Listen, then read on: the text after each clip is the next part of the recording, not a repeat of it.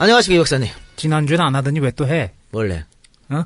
안녕하십니까, 이 박사님. 그래, 저번 주에는 안 하고 넘어갔던데? 저번 주에 안 했냐? 모르지, 몰라, 내가 갑자기 어떻게 알아. 급하게 나가니까 둘 다 멍 때리고 있었어요, 그냥. 하여튼, 안녕하십니까. 책 출판 제안이 들어온 이 박사입니다. 그래? 오. 출판 들어오면 뭐 써야지, 씨발. 아, 진짜, 제안 들어올 때, 물 들어올 때 노절하고. 뭐 써? 야, 중요한 게 제한이 아니야. 많이 팔리는 게 중요하지. 에이, 물 아무리 들어오면 뭐 하나, 씨발. 아니, 사회과학 저서 선배로서 이 작가의 얘기를 들어볼 때, 일세는 난 첨부만 찍어야 될 것 같아. 일세도 안 팔리지 않으니까 일단 뭐 책이나 쓰고 그런 얘기를 해야 되는데. 사회과학 저서의 신이라고는 유시민 책도 안 팔린다, 요새. 아, 그래요? 그래, 아니, 완전 불안해. 하여튼 열심히 써서 조만간 제가 이제 항상 이 작가 책에 사인을 하지 않습니까? 이제 직접 본인의 책에. 이제 제 책에도 이제 사인을 할 날이 곧 다가올 거고요. 그렇지 않아도, 이제 굽신이 스토어 쓴 네. 문제 책. 예, 네. 굽본자가, EJ 만화를, EJ 만화래. EJ를 만화로 그렸지 않습니까? 네. 그게 좀 있으면 단행본으로 출간된다고 하니까. 참 캐릭터 안 맞아. 이 작가가 섹시한 여자로 나오고. 그래요. 아니, 그 엔딩 보니까, 네. 뭐 이렇게 급작스럽게 엔딩을 한 이유가 조회수가 떨어져서 그렇다고. 그래요. 굽본자가 밝히셨던데. 우리 내용뿐만이 아니고, 굽본자가 자기, 나름의 또, 많은 자료 조사를 해서 글을 썼으니까, 예. 여러분들 많이 사랑해 주시기 바랍니다. 그건 그렇고, 저번 주 방송 한번 이야기 봅시다. 오랜만에 제가, 거대 실수라고 했네요. 아주 크게 한 칸 했지. 네. 이거 그런데, 처음에 제가 이런 얘기를 듣고, 김준엽 총장을 내가 김준현이라 그랬대. 그래서 뭔 개소리를 하고 있어. 그래서 처음에 대본을 봤는데 대본에도 김준엽이라 써 있어요. 써 있고 세 장이 뒤에 김준엽에 대해서 이야기한 게 있거든. 거기도 김준엽이라고 말해. 나만 김준엽이라 그런 거야. 그리고 그렇게 얘기를 해요. 이 작가 얘기할 때, 야 이거 전 방송 나왔었어 우리. 얘기해놓고. 뭐 이것은 사실 김준현 씨라고 있어. 사회주의 독립운동가 있어요. 한 명 더 있어요. 네, 그분하고 헷갈린 것 같은데. 예. 그러니까 이 사람을 헷갈린 게 아니고 이름을 헷갈린 거지. 확실한 거는 요새 이 작가가 제정신이 아니야. 정신줄을 놨어요. 네. 그래요. 죄송합니다. 여러 가지 풍파에 시달려가지고 얘가 제정신이 아니야. 오랜만에 제가 큰 실수를 했는데. 어쨌든 이것은 사실 김준현 씨는 이 장준하 선생하고도 연관이 많아요. 네. 나중에 김준현 씨가 김준현 씨가 박통이 윤보선하고 첫 번째 선거 붙었을 때 박통의 그 좌익 전력이 있다. 김준현이 처음 얘기한 거거든. 예. 근데 당시에 윤보선을 굉장히 밀었던 사람이 바로 장준하 선생이니까. 예. 뭐 연관이 있어요. 뭐 연관이 있기 때문에 내가 하여튼 실수했네. 이거는 뭐 여러분들 이해해 주시고 워낙 아는 게 많다고 또 이렇게 그렇게 넘어가. 너는 그 실수할 때마다 실수할 수도 있어. 뭉개고 가더라. 좀 사과하는 빛을 보이란 말이야. 아니 사과했잖아. 이 새끼한테 사과를 기대하지 말고 사과했고. 사과도 네가 했고. 남경필이요? 하여튼 사과를 했고. 사과는 쳐보라고 그래. 굉장히 미안한 일이고. 어쨌든, 그래요. 하여튼 요것은 제 실수라고 사과드리고. 또 하나 말씀드릴게요. 우리가 저번에 콘서트 한다고, 성남 시민들한테 무료로 성남시에 나눠줄 거다. 그런 얘기 했지 않습니까? 네. 60세 이상 또 성남시에 거주하고 있는 대학생들. 이 얘기를 했는데, 그거 아니랍니다. 그래요? 뭐래요? 성남시에서는 개인한테는 표를 줄 수가 없고, 단체. 그러니까 평소에 이 문화혜택을 즐기지 못하는 성남 시민들, 그 단체를 골라가지고 그 사람들한테 700장을 무료로 준다 그럽니다. 그러니까 개인 여러분들에서 성남시청에 전화해서 우리 이제 표 주세요라고 전화하지 마시기 바랍니다. 그런 경우가 있나 보지? 굉장히 많답니다. 성남시에서 항의 전화 왔어요. 여러분 사요사 2만2천원인데 표 한 장 사! 진짜. 그러니까 좀 불안 이유 돕는다고 생각하시고 뭐 요새 교황 오셨다고 뭐 8월에 크리스마스 그런 얘기도 나오는데 불이웃 돕는 게 크리스마스 때만 도울 게 아니잖아. 좀 8월에도 좀 이제 우리 같은 불우한 이웃 좀 도와주세요. 그리고 여러분들 오늘 저희가 당일 콘서트에 많은 게스트들이 출연하십니다. 하기 때문에. 진짜 섭외 기가 막혔다 이번에. 진짜 우리. 야 이 개새끼야. 하여튼 정말 생각지도 못한 분이 나오시기 때문에 여러분들. 이게 조금 말씀드리면은 이제 녹음이 끝나고 보통 우리가 팬들이랑 뭐 사진도 찍고 인사도 하고 그래야 되는데 이 작가가 급하게 야 이 개새끼야 따라와 그러는데 어디 납치하는 줄 알았어요. 게스트 꼬시러 갔더구만. 그래요. 어쨌든 꼬셨잖아. 저희의 몸빵으로. 그날 2명 시체되고. 일단 꼬셨으니까. 그래 많이. 화끈해. 그분도 참 화끈해. 그지? 참여해 주시기 바랍니다. 그건 그렇게 하고 이제 표가 얼마 안 남았습니다. 네. 이 방송 나갈 때쯤 다 팔렸을 것 같네. 지금 한 200여 장 남았다 그러니까. 네, 230장 정도 남았어요. 오늘 지금 녹음하는 게 월요일이니까 저희가 당일 매진은 죽어도 안 되는구만. 불가능하고 일단 급하게 오늘 우리 목요일날 지금 녹음이 예정은 돼 있습니다만 과연 할지 안 할지 모르고 하여튼 그래서 우리가 당겨서 일단 목요일날 하는데요. 월요일날 하는 거죠 지금? 예, 월요일날 녹음을 하는데 목요일도 가능하면 녹음을 하고 일단 대기. 예, 불가능하면 그냥 우리가 와서 술만 마시는 걸로 그렇게 하는 걸로 하겠습니다. 저희가 뭐냐 도대체 그 중요한 날, 어? 그날 뭐 할 때 그래요. 일이 제가 급한 일이 있어요. 하여튼, 그렇고, 목요일 날 또 많은 분들이 우리 녹음하는 줄 알고 오실 테니까, 또 가서, 뭐, 우리가 녹음 안 해도 맞아는 줘야 될 거 아니야. 그러니까 녹음이 있는 줄 알고 오시는 그렇지. 분들을 그냥 돌려보낼 그냥 볼 수 순 없으니. 없지. 사람이 싸가지가 있어야지. 그런 저희가 있다. 예. 그리고 오신 분들이 어차피 녹음 안 들어. 우리 네. 얼굴인데. 그리고 그 공연 관련해서요. 협찬사들이 지금 몇 군데 있는데, 우리가 뭐 공연 당일날 협찬사 다 이야기해 줄 텐데, 어차피 이거는 미리 필요한 거여서 좀 얘기해 드리겠습니다. 지금 저희 광고를 하셨던 그 회사 중에 네이처오다라고 기억하시나요, 다들? 쇠고기. 예. 여기서 이제 카톡이 하나 왔습니다. 갑작스럽게 카톡으로 주셨는데, 좀 지났습니다. 원래는 광복절 이벤트를 했었어요. 15일부터 했었는데, 29일까지 합니다. 네이처오다에서 구매해주시는 분들 중에 추첨으로 7분에게는 1인 2매, 솔로 남성 3분, 솔로 여성 3분께 각각 1매씩, 이걸 또 커플 속으로 엮었대네. 총 13분께 EJ 콘서트 티켓을 드립니다. 구매 시 배송란에 커플 혹은 솔로라고 적어주시면 솔로를 적긴 좀 그런데 하여튼 참고해서 추첨하겠습니다. 그래요. 라고 돼 알겠습니다. 있습니다. 거기서는 뭐 네이처오자 들어가서 뭐 사실 분 사시고 네. 또 다른 협찬이 많아요. 그때 뭐 좌파 컴퓨터 얘기했지 않습니까? 네. 2층 찍고 2층 찍고. 바꿨더라. 진보 컴퓨터로.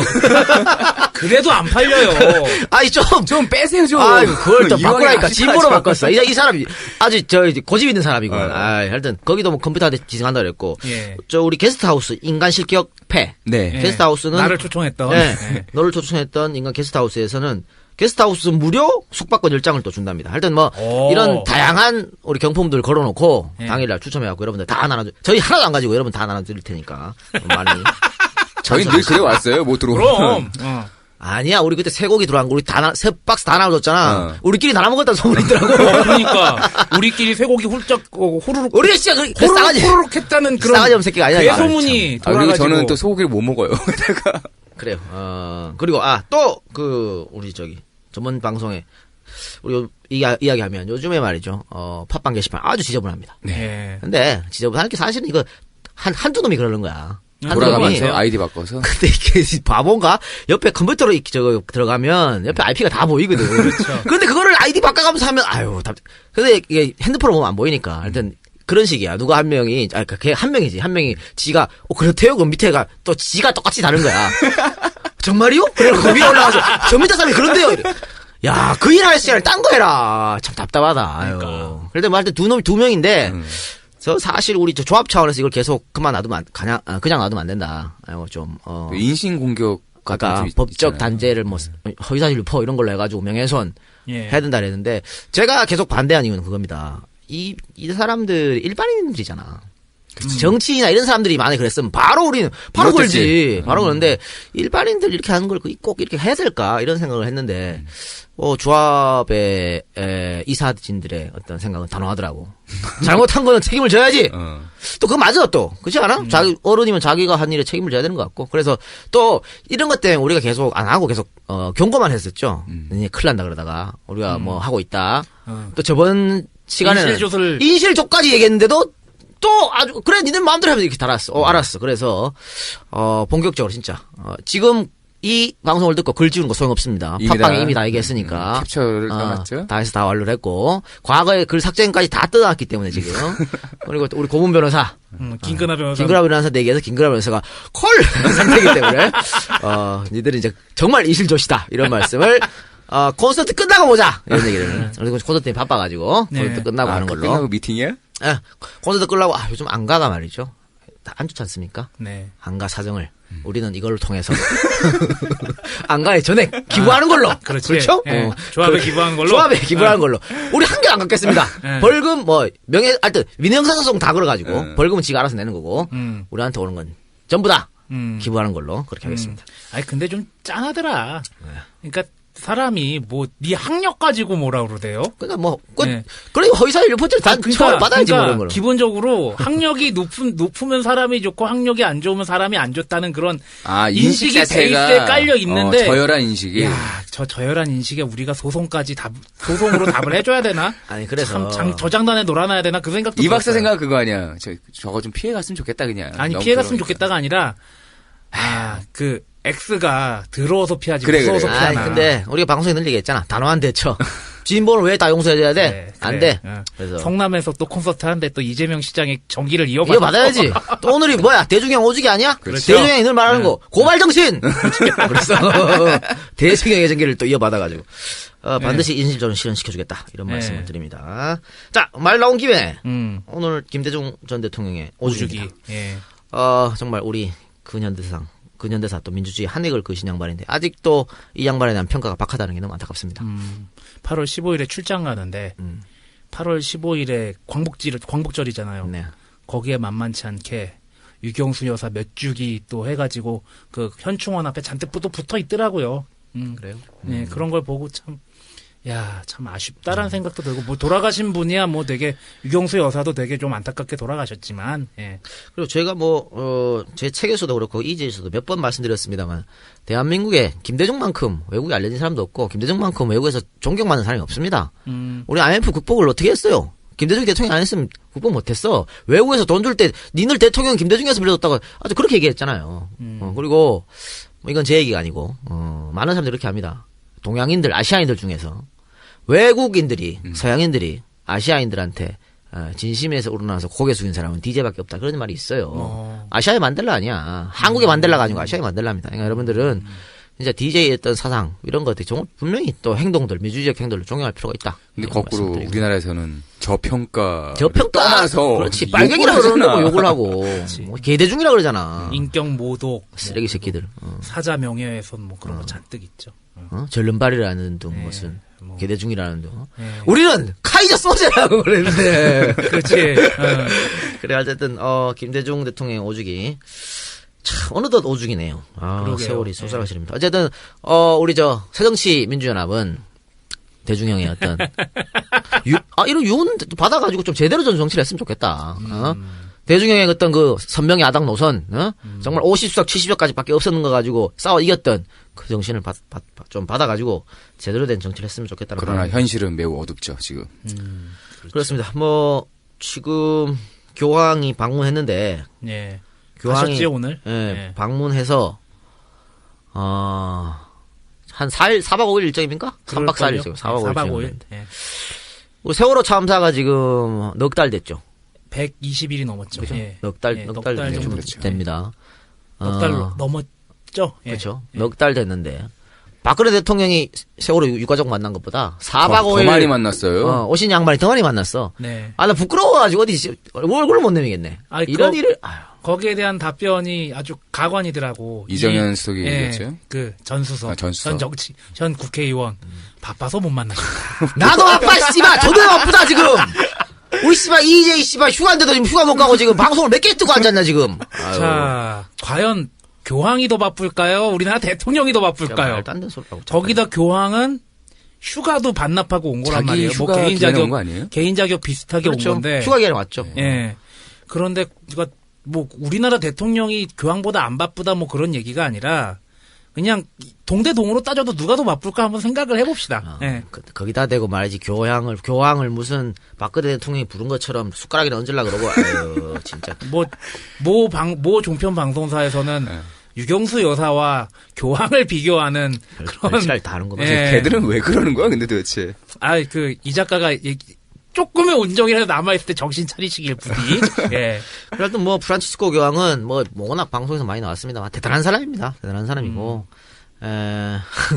좌파 교황이야. 새빨갱이지, 아주. 우리나라로 보면 조국 좌파지 뭐, 안 그래? 네, 그럼요. 근데, 저는 솔직히 그래요. 그러니까, 중립적 입장에서 봤을 때, 교황에 대한 그런, 프란치스코 신드롬이란 얘기가 나올 정도로 그 얘기가 많이 나오는데, 특정 종교의 지도자에 대해서 너무 국가적인 관심을 많이 가진다는 느낌도 없지 않아 있습니다. 그런데 그런 신드롬이 무작정 잘못됐다고 얘기하기 전에 왜 이렇게 신드롬을 일으키면서 그 사람에게 관심을 가지고 성원을 보내는지 그걸 생각해 봐야 되지 않을까 싶어요. 그러니까 가난한 사람을 위한 또 낮은 곳을 향하는 그런 사람이 때문에 그런 것 같아요. 우리나라 정치인이나 우리나라의 소위 높으신 분들 중에서 그런 모습을 보이는 사람이 없고 그런 모습을 기대할 수 있는 사람이 없기 때문이 아닐까. 네. 그런 생각도 들어요. 그걸 보고 또 동아일보 논설위원은 이 교황에 대해서 동의할 수 없다. 교황이 보고 있는 경제학적 관점에 동의할 수 없다라는 그런 투의 논설을 또 달았어요. 그래 근데 이 양반은 어쨌든 아르헨티나 출신이잖아. 네. 그래서 그 해방신학의 영향을 좀 받은 것 같아요. 약간은 네, 받았겠지. 그래서 아마 옆 나라가 네. 브라질이 해방신학의 그런 본거지 그런 비슷한 거니까. 그래서 아마 이런 행보를 하는 것 같은데 아주 박수 받아야 될 일이고 대중형 얘기가 나왔습니다만 대중형이 그 감옥에 박정희 정권 때 수감됐을 때 김수환 추기경이 면회를 왔어요. 그때 대중형이 김수환 추기경 손을 잡고 울면서 그런 얘기를 했지. 교회는 가난한 자, 낮은 자 그들을 향해 있어야 되는데 지금 한국 교회는 그들을 다 쫓아내고 있단 말. 한국의 밑바닥에 있는 데는 어디로 가야 되냐고 그렇게 예. 오해를 한 적이 있었습니다. 그게 지금 프란치스코 교황하고 딱 맞는 거지. 예. 프란치스코 교황이 정말 교회 호통시잖아. 나가라고 거리로 가난한 사람 위해서 일하라고 그런 교황의 정신. 예. 대중형 오죽에 또 딱 맞는. DJ가 종교가 뭐였죠? 천주교. 천주교였죠.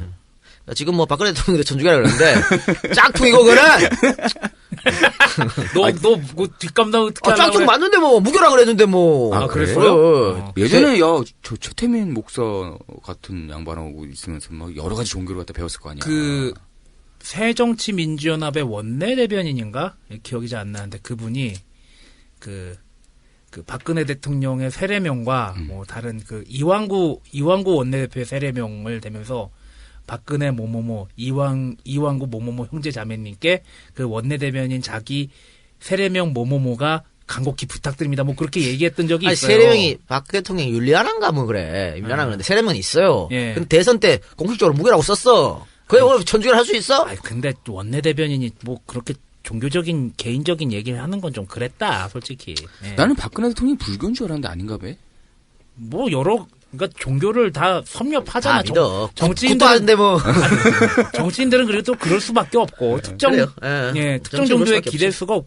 특정 종교에 강력한 신앙이 있는데도 대통령이 된 사람이 몇 안 돼요. YS, 이명박, 이승만, 맞네, 개새끼야. 김대중. 뭐. 대중형도 천주교 신자라고 강력하게 전면에 부각이 됐었잖아요. 야, 어디 대중형이 천주교에 기댔어. 기댔다는 게 YS나 아니라. 씨, 이명박은 나 장로요. 장로 대통령 만들어야 돼요. 한 사람이고 어따 대고 비교를 하라 이 개새끼야. 미안해.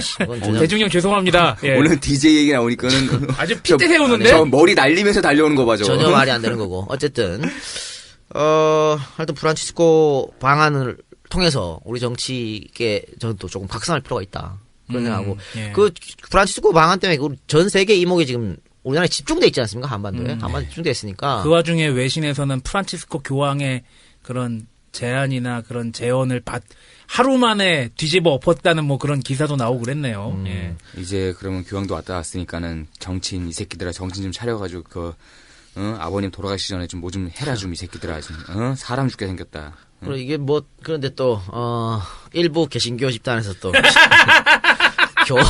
교황 온다고 난리를 치고 왜 그래? 아이고 그러니까 진짜 씨. 그런 평가가 많더라고요. 장사해야 되는데 손님 뺏긴다. 개신교 입장에서 장사해야 되는데 손님 뺏길까봐 걱정돼서 그 난리 치는 거다라는 평들이 있어요. 자, 이렇게 봅시다. 우리가 말이죠. 각 종교가 있지 않습니까? 네. 각 종교한테 물어가지고 야 신자 몇 명이야? 하잖아? 8천만 명이 넘어가요. 예. 우리나라 인구 5천만밖에 안 종교 되는데. 인구수 다 합치면 우리나라 인구보다 많아. 많아. 뭔가 8천만이 중복 넘어가. 답변을 한 거네요, 중복 그러면. 답변이 아니고 지들이 부풀린 거지. 뻥카야? 부풀린데 요거를 이제 직접적으로 조사를 하니까 불교는 조금 정체. 천주교는 상승. 예. 신자수가. 예. 개신교는 감소? 급감하고 있어요. 그렇죠. 근데 왜 그런지 알아보니까 개신교를 싫어하는 사람들이 다들 제일 첫 번째 묻는 게 배타성. 남의 종교를 인정하지 않는 거야. 예. 그 다음에 적극 공격적인 전도. 예. 그런데 지금 와가 오늘 막 교황한테 또 이러고 있잖아. 자꾸 개신교 자꾸 이 신자 줄어든다니까. 네. 이거 생각을 못 하나? 장사 잘해야지.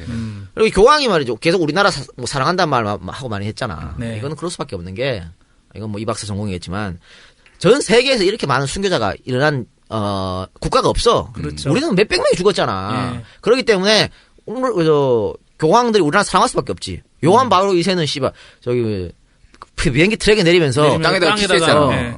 뭐라 그래 땅에다가 뽀뽀하면서 무슨 순교자의 땅이요 뭐 이러고 그랬는데. 예, 그리고 유붕이 자원방래하니. 예. 논어에 나오는. 예. 먼 곳에서 친구가 오니 뭐 이 또한 깊으니 부력 욕하라며. 예, 예. 하여튼 그런 말 할 정도였으니까 우리나라 좋아할 수밖에 없는데 아니 개신교 아니 솔직히 개신교나 천주교나 예. 같은 기독교 아니야 어차피. 그렇죠. 예. 신교 구교 뿌리 한번 들어가 볼까? 근데 이번에도 보니까는 그 플랜카드 같은 거 있잖아. 반대하는데 예. 뭐 반 기독교 이렇게 써놨더라 보니까는. 아니, 그러니까 거기에 대해서 누가 한마디로 아주 잘 정리를 했는데 라이어 중에 한 명이 아주 더럽게 이혼한 커플과 비슷하다고. 개신교와 천주교는. 예. 아주 적절한 비유인 것 같아. 교황이 이렇게 인기를 전 세계에서 끌는 거는 교황의 그 메시지 평화란 메시지입니다. 이게 어떻게 보면 종교적 평화일 수도 있거든. 교황이 그 뭐 발 닦아준 거 뭐라 그래? 세족식? 세족식. 예. 이슬람교도도 세족식에서 키스하고 하잖아. 그런 점을 우리 개신교에서 조용히 특집에서 몇 번 얘기했습니다만 본받아야 개신교 인구가 증가합니다. 예. 일부 목사 개새끼들아 세게 들어라 좀. 아유 지겹다 지겨워 아주. 예, 그리고 제가 되게 굉장히 괜찮게 본 어떤 글이 있었는데 그 글에서 개신교에서 천주교로 바꾸려는 사람들이 많은데 그분들에게 말씀을 드리면 우리나라 천주교에는 정모씨, 연모씨 같은 나쁜 사람들도 많이 있다. 그래서 천주교에 와서 또 실망해서 또 개종할 수도 있다. 하오니 본인들이 믿는 종교 안에서 그 종교를 개혁할 생각을 먼저 하시는 게 좋을 것 같다는 취지의 얘기를 했더라고요. 그건 또 굉장히 또 공감이 가더라고요. 그러니까 개신교에서는 뭐 예수 안 믿으면 지옥 간다고 막 일부 개신교도들이 그렇게 얘기하는데 천주교에서는 우리 종교로 넘어오겠다는 사람에게 넘어오시기 전에 일단은 한 번 더 보고 오세요. 예, 거기서 좀 개혁 좀 하고 그래도 안 되면 오세요라고 얘기하는 그런 기본적인 포지션 자체. 뭐 특정 정도 옹호한 것 같아서 넘어가겠습니다. 그러니까 일부 예. 개신교 지금 봐요. 왜 욕을 먹냐면 욕 먹는 퍼포먼스를 하잖아. 무슨 목사가 영화 만들겠다고 사람들 신도들 시켜가지고 장로들 11만 명, 22만 명이면 영화를 만들겠다 그러고 1,000억을 만들고 그런 개소리하고 앉았으니까는 되겠어? 이번 교황의 방안 덕분에 나는 좀 고민하던 투데지 쇼에 대한 좀 약간의 의지가 생기기 시작했어. 아, 그래? 그림이 좀 나왔어? 할 말이 좀 많겠구나, 뭐 그런. 예. 누가 그러더라. 우리 그때 투데이쇼 자꾸 말해가지고 예. 이 작가가 김준엽을 김준현으로 착각한 거 아니냐고. 고래! 근데 걔는 김준현 아니야? 김준현. 김준현. 그지? 그래, 오케이. 자, 그러면 본격적으로 방송 들어갑시다. 예. 방송 들어가도록 하고 천주교 얘기가 나와서 그런데 사실 장준하 선생 우리가 1편에서 말씀드렸습니다만 집안 자체가 개신교 집안이고 그렇죠. 예. 또 신학대학교 갔고 그런데 이 양반이 죽기 전에 천주교로 개종합니다. 갑자기 그 생각이 또 딱 나네. 예. 그래요. 하여튼 그럼 그러면 전할 말씀 잠깐 듣고 본격적으로 장준하 2 들어가 보도록 하겠습니다. 자, 저번 주에 말이죠. 4단계까지 이야기했죠? 네. 4단계 창간까지 이야기했습니다. 창간까지 예. 했죠. 자, 해방 후에 장준하는 진보 지식인들의 양성소 역할을 하는 4단계를 창간했고. 그러니까 사람들이 그런 거지. 4단계 정도는 읽어줘야, 지식인이다. 아, 이 정도는 그렇지. 읽어야지, 우리 지난번에. 옛날에 팀에 같은 거 들고 다닐 거 있잖아. 예. 그 정도로 팀에 정도는 들고 다녀야. 티메가 뭐니 티메가 이 새끼야. 옛날 80년대 씨발 그런 개그 있었어. 근데 잠깐만. 타임즈 얘기하는 거예요, 아, 여러분. 팀에. 여러분 보세요. 이 박사도 지금 모르고 있었어. 유머 일본지에 있었어. 팀에. 최악나게 뭐지? 고독한 사냥꾼인가? 그래서 그게 뭐예요, 그럼? 팀이에요. 그래 있었어. 내가 오늘도 이 카페에 오니 그래. 뭔지 모를 뭐 그거. 그래, 있었고. 하여튼 뭐 EJ 정도는 들어야 지식이 설명된다. 뭐 그런 것도 같겠죠. 그런 시절이었는데. 하여튼 장준하는 이 잡지의 기획, 원고 청탁, 정리, 편집, 교정, 조판, 판매, 수금 모든 걸 혼자 힘으로 처리했다. 이 작가인데? 그렇죠. EJ에 나오다다 이렇게 말씀드리겠죠. 이후에 이제 백낙준, 이태영, 김준엽, 함석헌 등이 참여하면서 4단계는 장준하 혼자만의 잡지가 아니라 이 나라 지성의 상징이 되었습니다. 1955년 12월호는 1만 부를 발행해서 이 3일 사이에 매진이라는 사회학 잡지로는 있을 수 없는 판매 기록을 세웠으며 전쟁 후에 지적 욕구에 메말라 하던 식자들의 갈증을 식혀줬다. 이런 말씀입니다. 자, 이런 사상계의 편집 방향은 다음과 같습니다. 첫 번째, 민족의 통일 문제. 우리 민족은 반드시 통일되어야 할 민족이며 통일 없이는 생존할 수 없는 민족이다. 그러므로 우리 민족의 최고의 이상이며 지상의 과제는 통일이다. 두 번째, 민주사상의 함양. 우리 민족은 민주적 민족이 되어야 한다.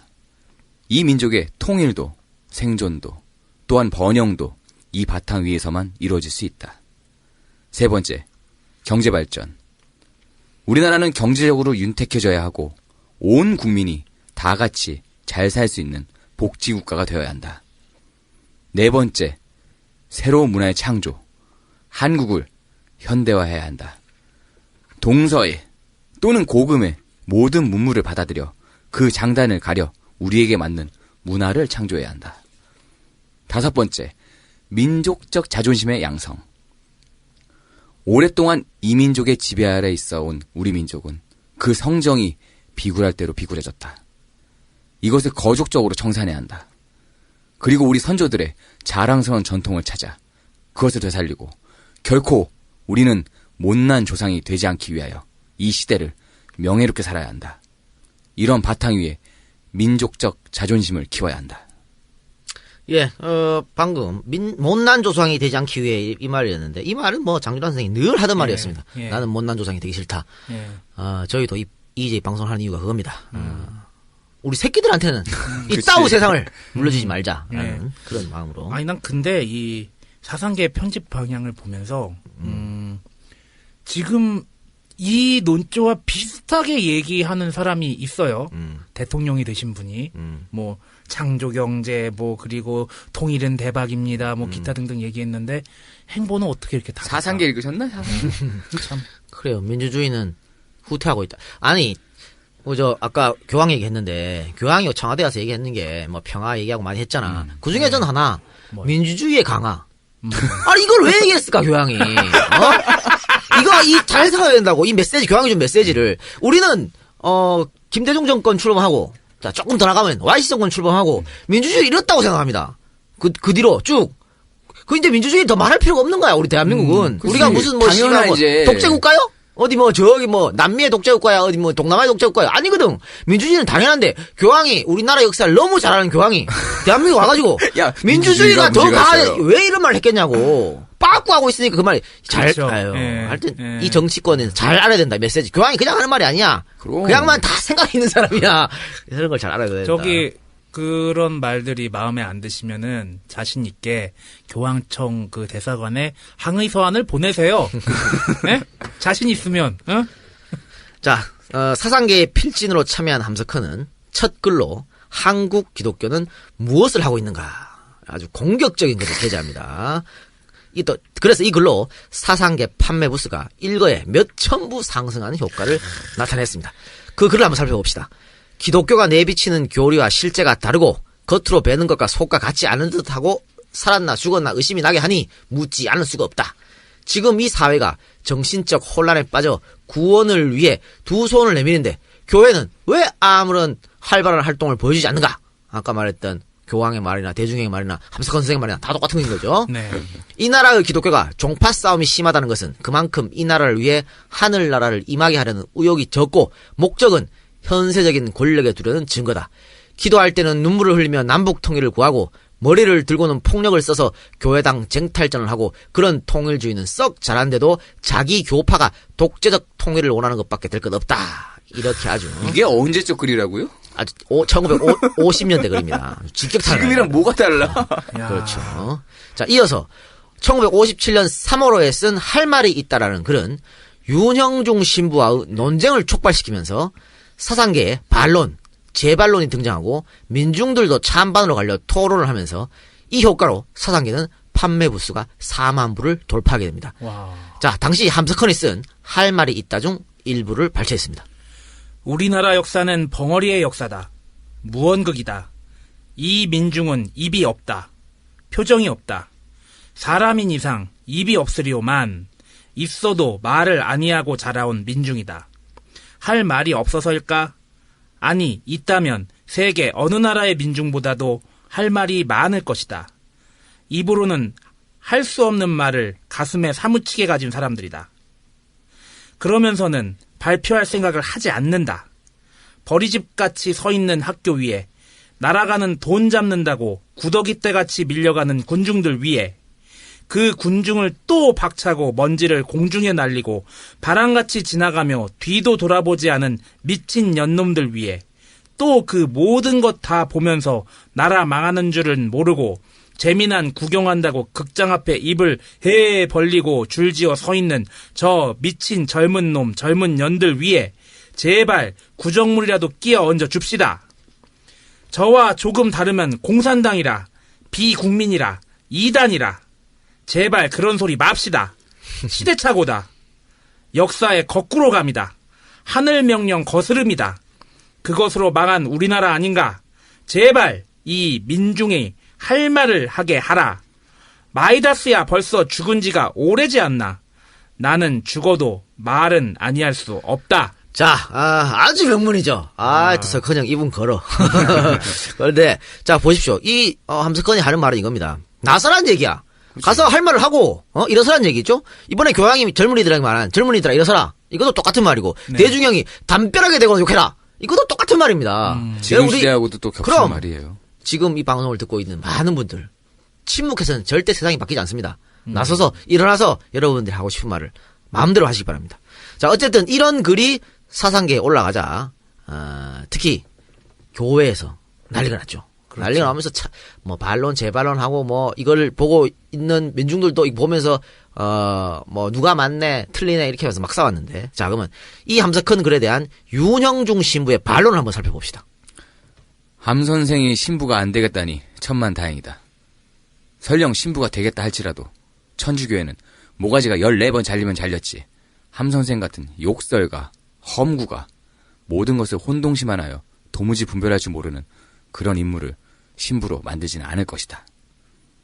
복음서를 손에 들고서 천당 지옥도 믿지 않는 미지근한 함 선생이요. 현실의 모든 방면에 대하여 그처럼 지독한 불평과 불만을 품고 있는 함 선생이면 복음서와 함께 그 미지근한 태도를 버리고 현행 질서의 전복을 목표로 하는 공산당에 본격적으로 입당함이 여하. 여기서 여하는 어떠신 줄 아는 뜻입니다. 그래요.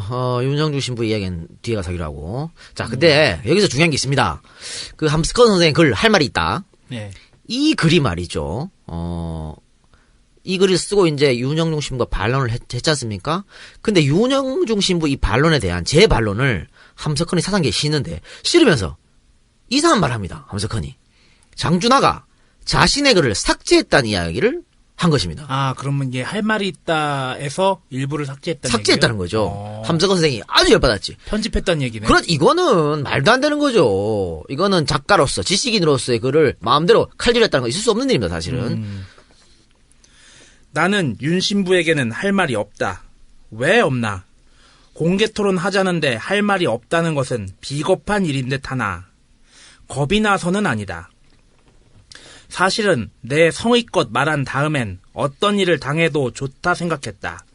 군인, 경찰, 위력도 두려워하고 싶지 않은데 신부 한 사람 두려워할까? 그러나 내 글은 원고대로 발표되지 않고 중요한 부분이 잡지사의 손으로 깎임을 당하였다.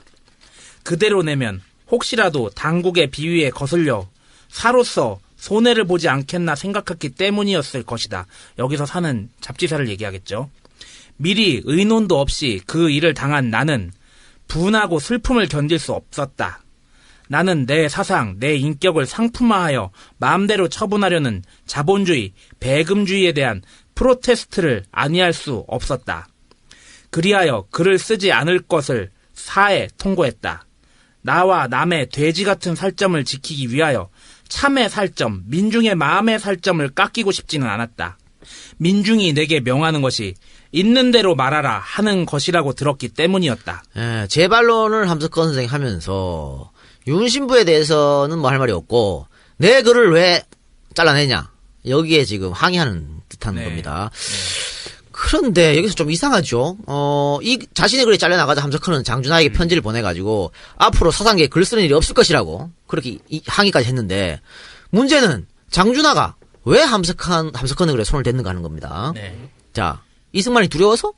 그러니까 함석헌 선생이 쓴 글이 잘 나간 부분은 이승만을 욕하고 군대를 욕하는 거였거든요. 그러니까 그러면 이승만이 두려워서 그랬다고 볼 수도 있겠죠. 근데 일본군 앞에서도 당당했던 사람이 장준하 아닙니까? 자신의 목숨을 내걸고. 근데 이승만이 두려워서 그랬다? 좀 이해하기 힘들죠.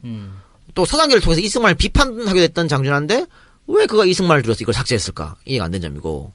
또 한 번 다른 추론을 해보면 자신이 정성을 기울였던 사상계의 정간이나 폐간이 걱정되어서 이랬을 수도 있어요. 아, 거기 너무 애정이 많으니까. 애정이 많으니까, 이건, 유지를 해야겠다. 이런 생각에 그럴 수 있을 것 같은데, 장준하 일생을 돌아보면 역시 이것도 말이 안 됩니다. 그치. 장준하는 일평생 재물 욕심이 없었던 사람이었고, 또, 광복군 시절에도요, 잡지를 여러 차례 만들었어. 그것도 온 정성을 기울여서. 그런 경력이 있어요. 그리고 없어지고 이랬다. 그런데 왜 사상계에만 이렇게 집착했을까? 뭐 또 다시 만들면 되잖아, 나중에. 그러니까, 이런 것도 좀 이상합니다. 장준하가 자존심을 꺾으면서까지 잡지에 집착했다? 좀 이것도 이상한 겁니다.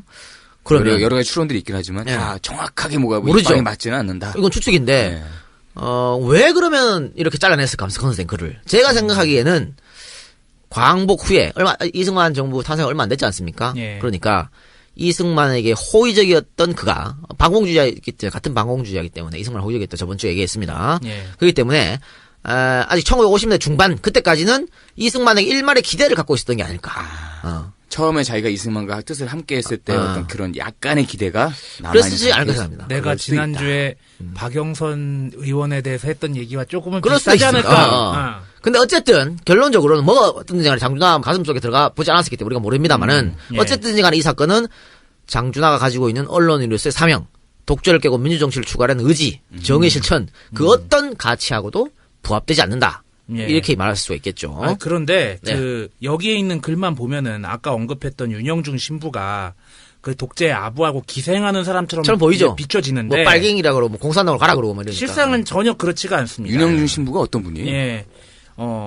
윤영중 마테오 신부, 1918년에 예수 성심학교에 입학했고요. 1930년에 사제소품 받으셨고, 중림동 본당의 보좌로 사제 생활을 시작했습니다. 그리고 1933년 가톨릭 청년사 사장에 임명되면서부터 경향잡지, 경향신문사 사장 등을 역임했고요. 언론 창달과 저술 활동을 통해서 교리를 전파하는데 전생애를 바친 사람입니다. 신학적으로는. 예, 그리고 나중에는 가톨릭을 대표하는 지성인으로 인정을 받습니다. 그래서 1954년에 가톨릭대학교 의학부장, 1959년 미리네 본당 신부 등등을 역임을 했습니다. 그리고 신학적으로 순교 복자 현양 사업에 각별한 관심을 가지고 적극적으로 추진하신 분이기도 합니다.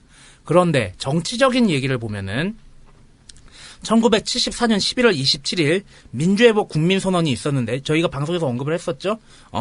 그 민주회복 국민선언에 서명한 사람이 71명인데 그 중에 한 분이 이 윤신부님입니다. 그리고 김지아가 1975년 2월에 인혁당 사건이 고문 조작의 결과라는 것을 밝히려다가 재수감이 됐어요. 이전에 수감됐다가 다시 수감이 됐는데 이 김지아를 살리기 위해서 천주교의 고위 성직자들을 설득했던 사람도 이 신부님입니다. 그리고 현재 천주교 정의구현 사재단의 정신적 초상으로 추앙받고 있고요. 죽기 전에 전 재산을 엠네스티에 기증을 하셨습니다. 전 재산? 계산이 네. 꽤 많으셨나 봐요? 100만 원. 아니 근데 이거는 그러니까 A씨 100만 원 기부해놓고 뭔 전재산이야라고 얘기할 게 아니라 평생 또 청빈회에서 사셨네. 그렇지. 그렇게 사제는 개인 재산이 없어요 원래. 획설적으로. 예. 그러니까 뭐 대형교회 뭐 아들한테 목사들, 물려주고 일부. 네. 그 여태까지 꾸역꾸역 열심히 사제 생활하면서 모은 돈 전체를 엠네스티에 기증을 한 겁니다. 그리고 그것도 모자라서 안구도 기증을 했어요. 참고로 저도 이제 제 면허증에 보면은 그렇습니까? 예, 저도 기증한다고 있어요. 나와 있습니다. 그래요? 내 거 쓸모가 없을 거야. 근데 그러니까 이 박사 거는 좀 쓸모있는데 솔직히 우리 건 좀 술에 쩔어가지고 못 쓰겠어. 신체가 워낙에 저질이기 때문에 그래서 유은신불에 오해는 하지 말았으면 하는 마음이고. 그죠? 그러니까 그러니까는- 고은 시인도 이제 어. 극찬을 하셨던 아니 분이니까. 그러니까는 아까도 얘기했지만 함석헌 신부님하고 어떤 재반론이 가능했던 것도 예. 이것은 약간의 결이 다른 거지. 잘못된 방향에서 얘기하는 게 아니었잖아요. 예, 그래서 결국에는 윤신부가 장준하하고 화해를 했고요. 평생을 독재와 싸우는데 힘을 보태기도 하셨습니다. 예. 그래요. 그 민주회복 국민선언 아까 얘기했는데 그때도 뭐 장준하랑 함께 했으니까. 자, 예. 그건 뭐 그렇고. 우리가 아까 장준하에 대해서 조금 문제 있다 이거 함석헌의 글을 잘라낸 거는 예. 이 말씀 드렸지 않습니까? 말 나온 나온 김에, 김에. 예, 말 나온 김에 장준하에 대한 비판적 관점 몇 가지 한번 얘기해 봅시다. 예. 저번 시간에 우리가 몇 개 얘기했어요. 몇 개 네. 얘기했는데 그걸 조합해서 한번 예. 말씀해 봅시다. 그런데 그것 때문에 말이 좀 나왔어요. 뭐가 말이 나와? 왜 방송 세대 너희들은 나쁜 얘기를 하고 방송을 끝내버렸냐. 뭘 나쁜 얘기를 해. 그런 거 있다는 얘기지. 아니, 뭐, 장준하가 신이요? 아유, 좀. 아니 그리고 좀 열심히 들으세요. 그러니까 열심히 들으시라는 얘기가 조선 사람 말은 끝까지 들어야 된다고. 일부라고 그랬어. 일부. 2부에서 또 얘기 나오잖아. 그래. 아유, 자, 첫 번째 봅시다. 아니, 그러면 장준하 선생에 대한 뭐 어떤 비판적인 관점이 있는데 말 꺼내지를 말까, 아예? 그럴 순 없잖아. 역사 방송인데. 그치. 당연히 얘기를 해야겠죠. 이런 비판점이 있지만 결국에는 훌륭한 분이다. 그래. 어. 당연하지. 씨, 아이고, 그런 거 아니야. 이런 것까지 설명해줘야 되나? 그러니까 어떤 사안에 대해서 사람이 살다 보면 어떤 사안에서 비판받을 점이 충분히 있어요. 대중형 뭐 비판할 게 없어 많잖아. 그럼 똑같은 거지 뭐. 자, 봅시다. 첫째. 친일파들을 옹호한 겁니다. 이런 적이 있었단 말이에요. 이 작가 흥분했다. 아, 이건 뭐 용서가 안 되는. 자, 봅시다. 장준하는 사상계를 발견하고 잡지에다가 시, 소설들의 문학도 실었습니다. 그런데 1955년부터 동인문학상을 제정하고 시상합니다. 동인문학상. 많이 들어봤어. 그래, 네. 동인.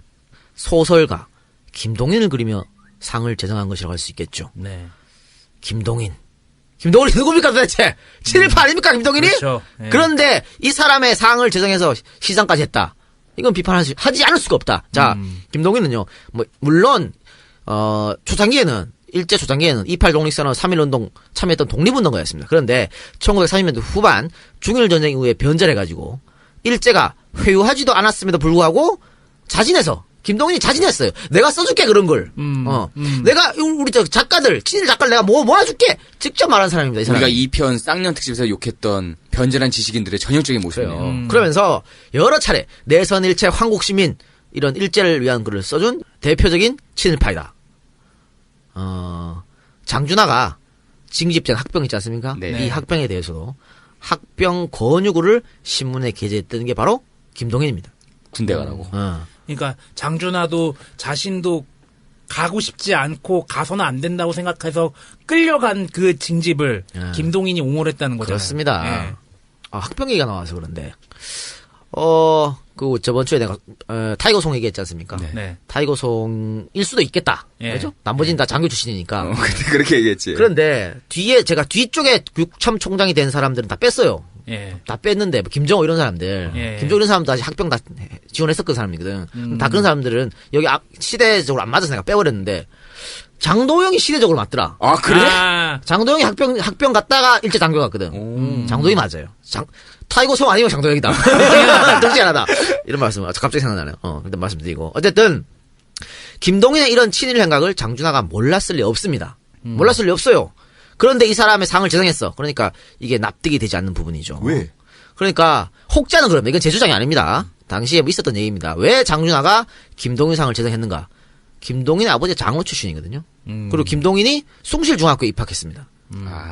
요게 이제 공통점이지. 장준하고 아버지 목사.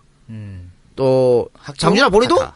숭실중학교 입학했던 전력이 있으니까. 같은 아멘파. 또 같은 이북 출신. 그래서 그런 게 아닌가라고 주장한 사람인데 그건 내가 말이 안 되는 것 같고 장준하 선생이 그 정도 그러시면 절대 그렇죠? 그건 말이 안 되고. 예. 좀 그렇다. 그건 말이 안 되는데 그럼 뭐 이게 얘기할 방법이 없어. 네. 이럴 수도 있겠지.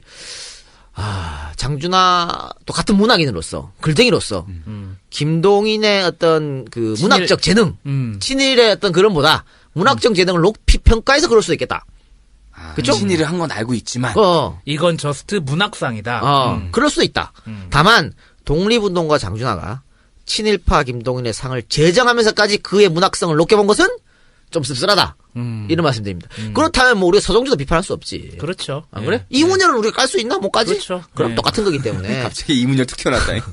이문열 그런 줄 알았어. 너 솔직히 톡 까고 얘기해서. 지난번에 우리 그 사석에서 얘기할 때. 그 김근하 변호사와 논쟁이 붙었을 때 씁쓸하게 웃는데? 씁쓸합니다. 그러니까 그러니까 그것 때문에 했다는 거 좀 우리가 다른 사람도 장준하가 했다면 우리가 인정할 수 없는 거지. 그런 비판점이 있다는 거죠. 예. 왜? 아무리 문학적 재능이 뛰라면 뭐해? 문학적 제도보다 더 앞에 있는 게 뭡니까? 나라 아닙니까? 국가가 나라가 존재해야 있어야 씨발 문학도 뭐. 하고 뭐 그럼. 그럴 거 아니야.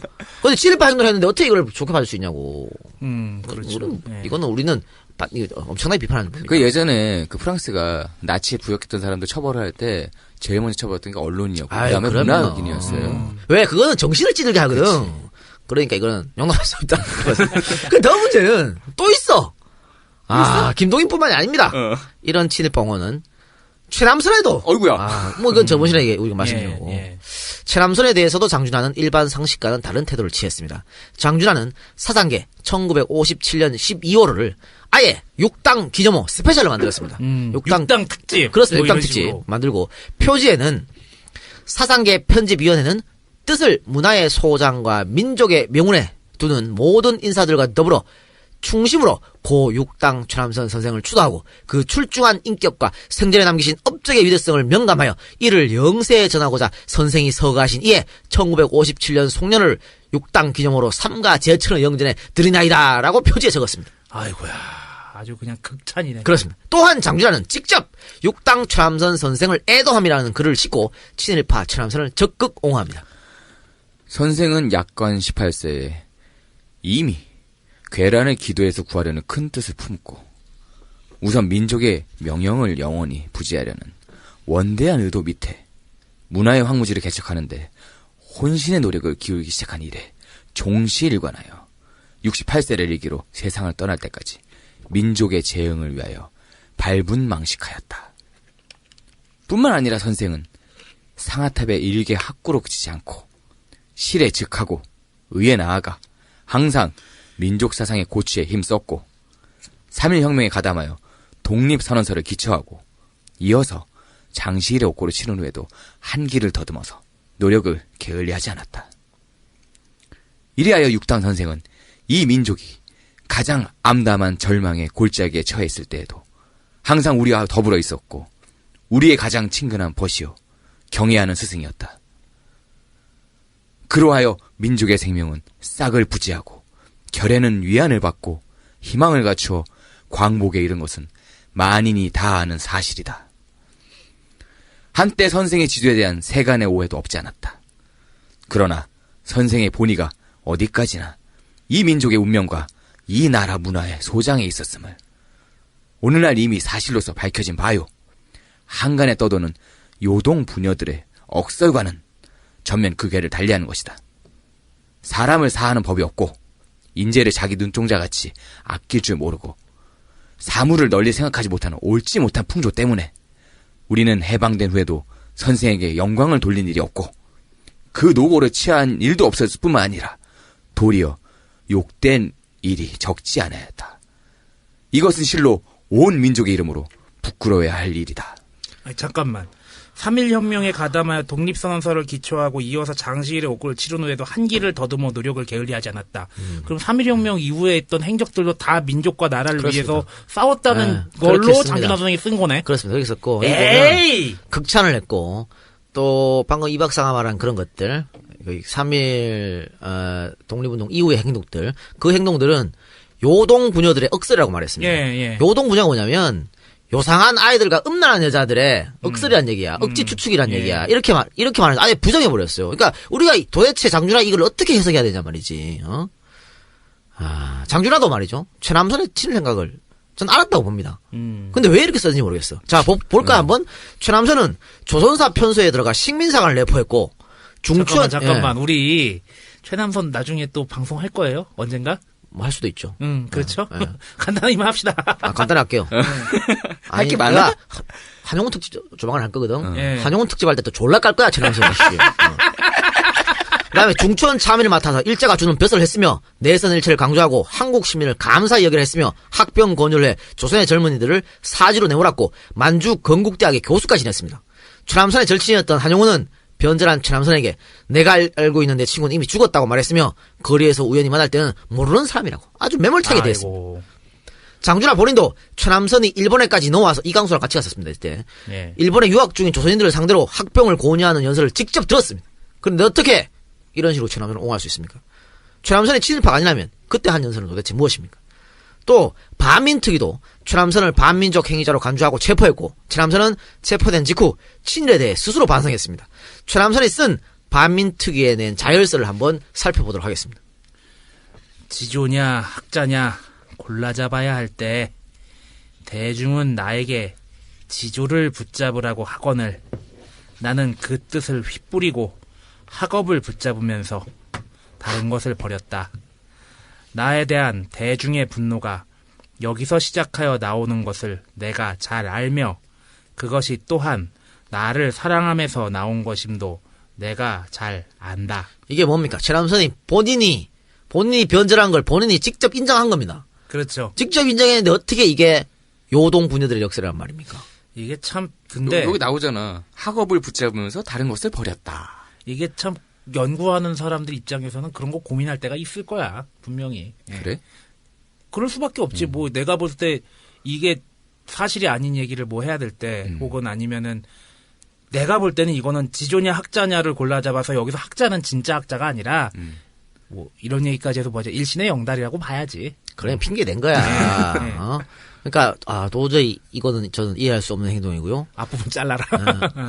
자, 친일파들이 훗날 자신들의 친일 행위를 덮고 합리화하는데 도움을 주는 꼴이다. 저는 그렇게 봅니다. 프랑스 학자들은 프랑스가 나치 협력자들을 10만 명이나 총살시킨 이유에 대해서 민족 반역자들을 살려줄 경우 그들은 나름의 핑계와 논리를 갖고 자신의 행위를 합리화할 것이고 이것은 우리 아이들에게 악영향을 주게 된다라고 말했습니다.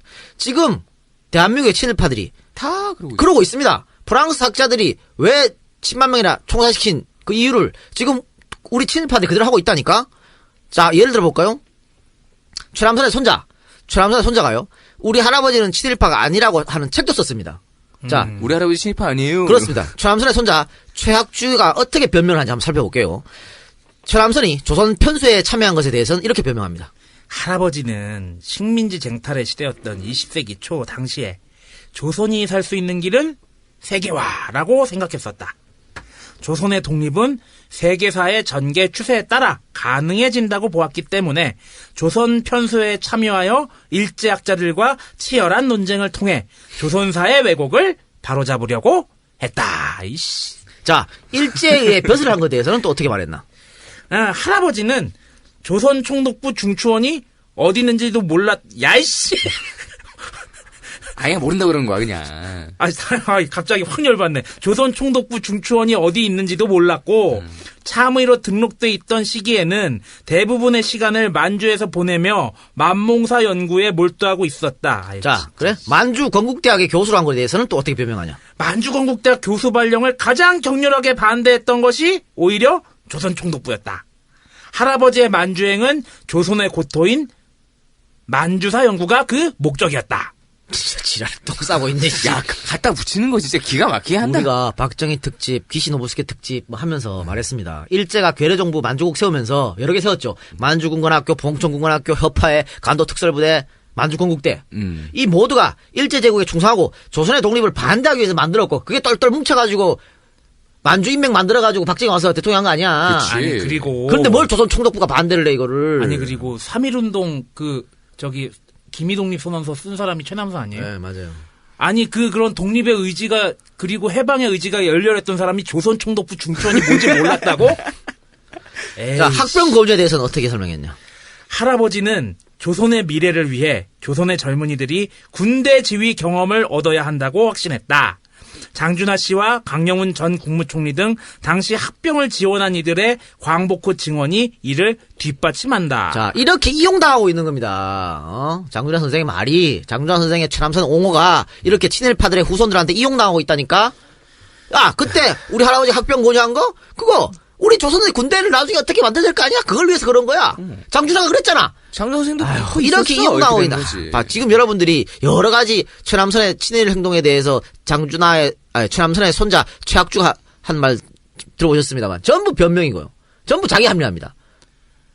이걸 어떻게 우리가 이해해야 됩니까?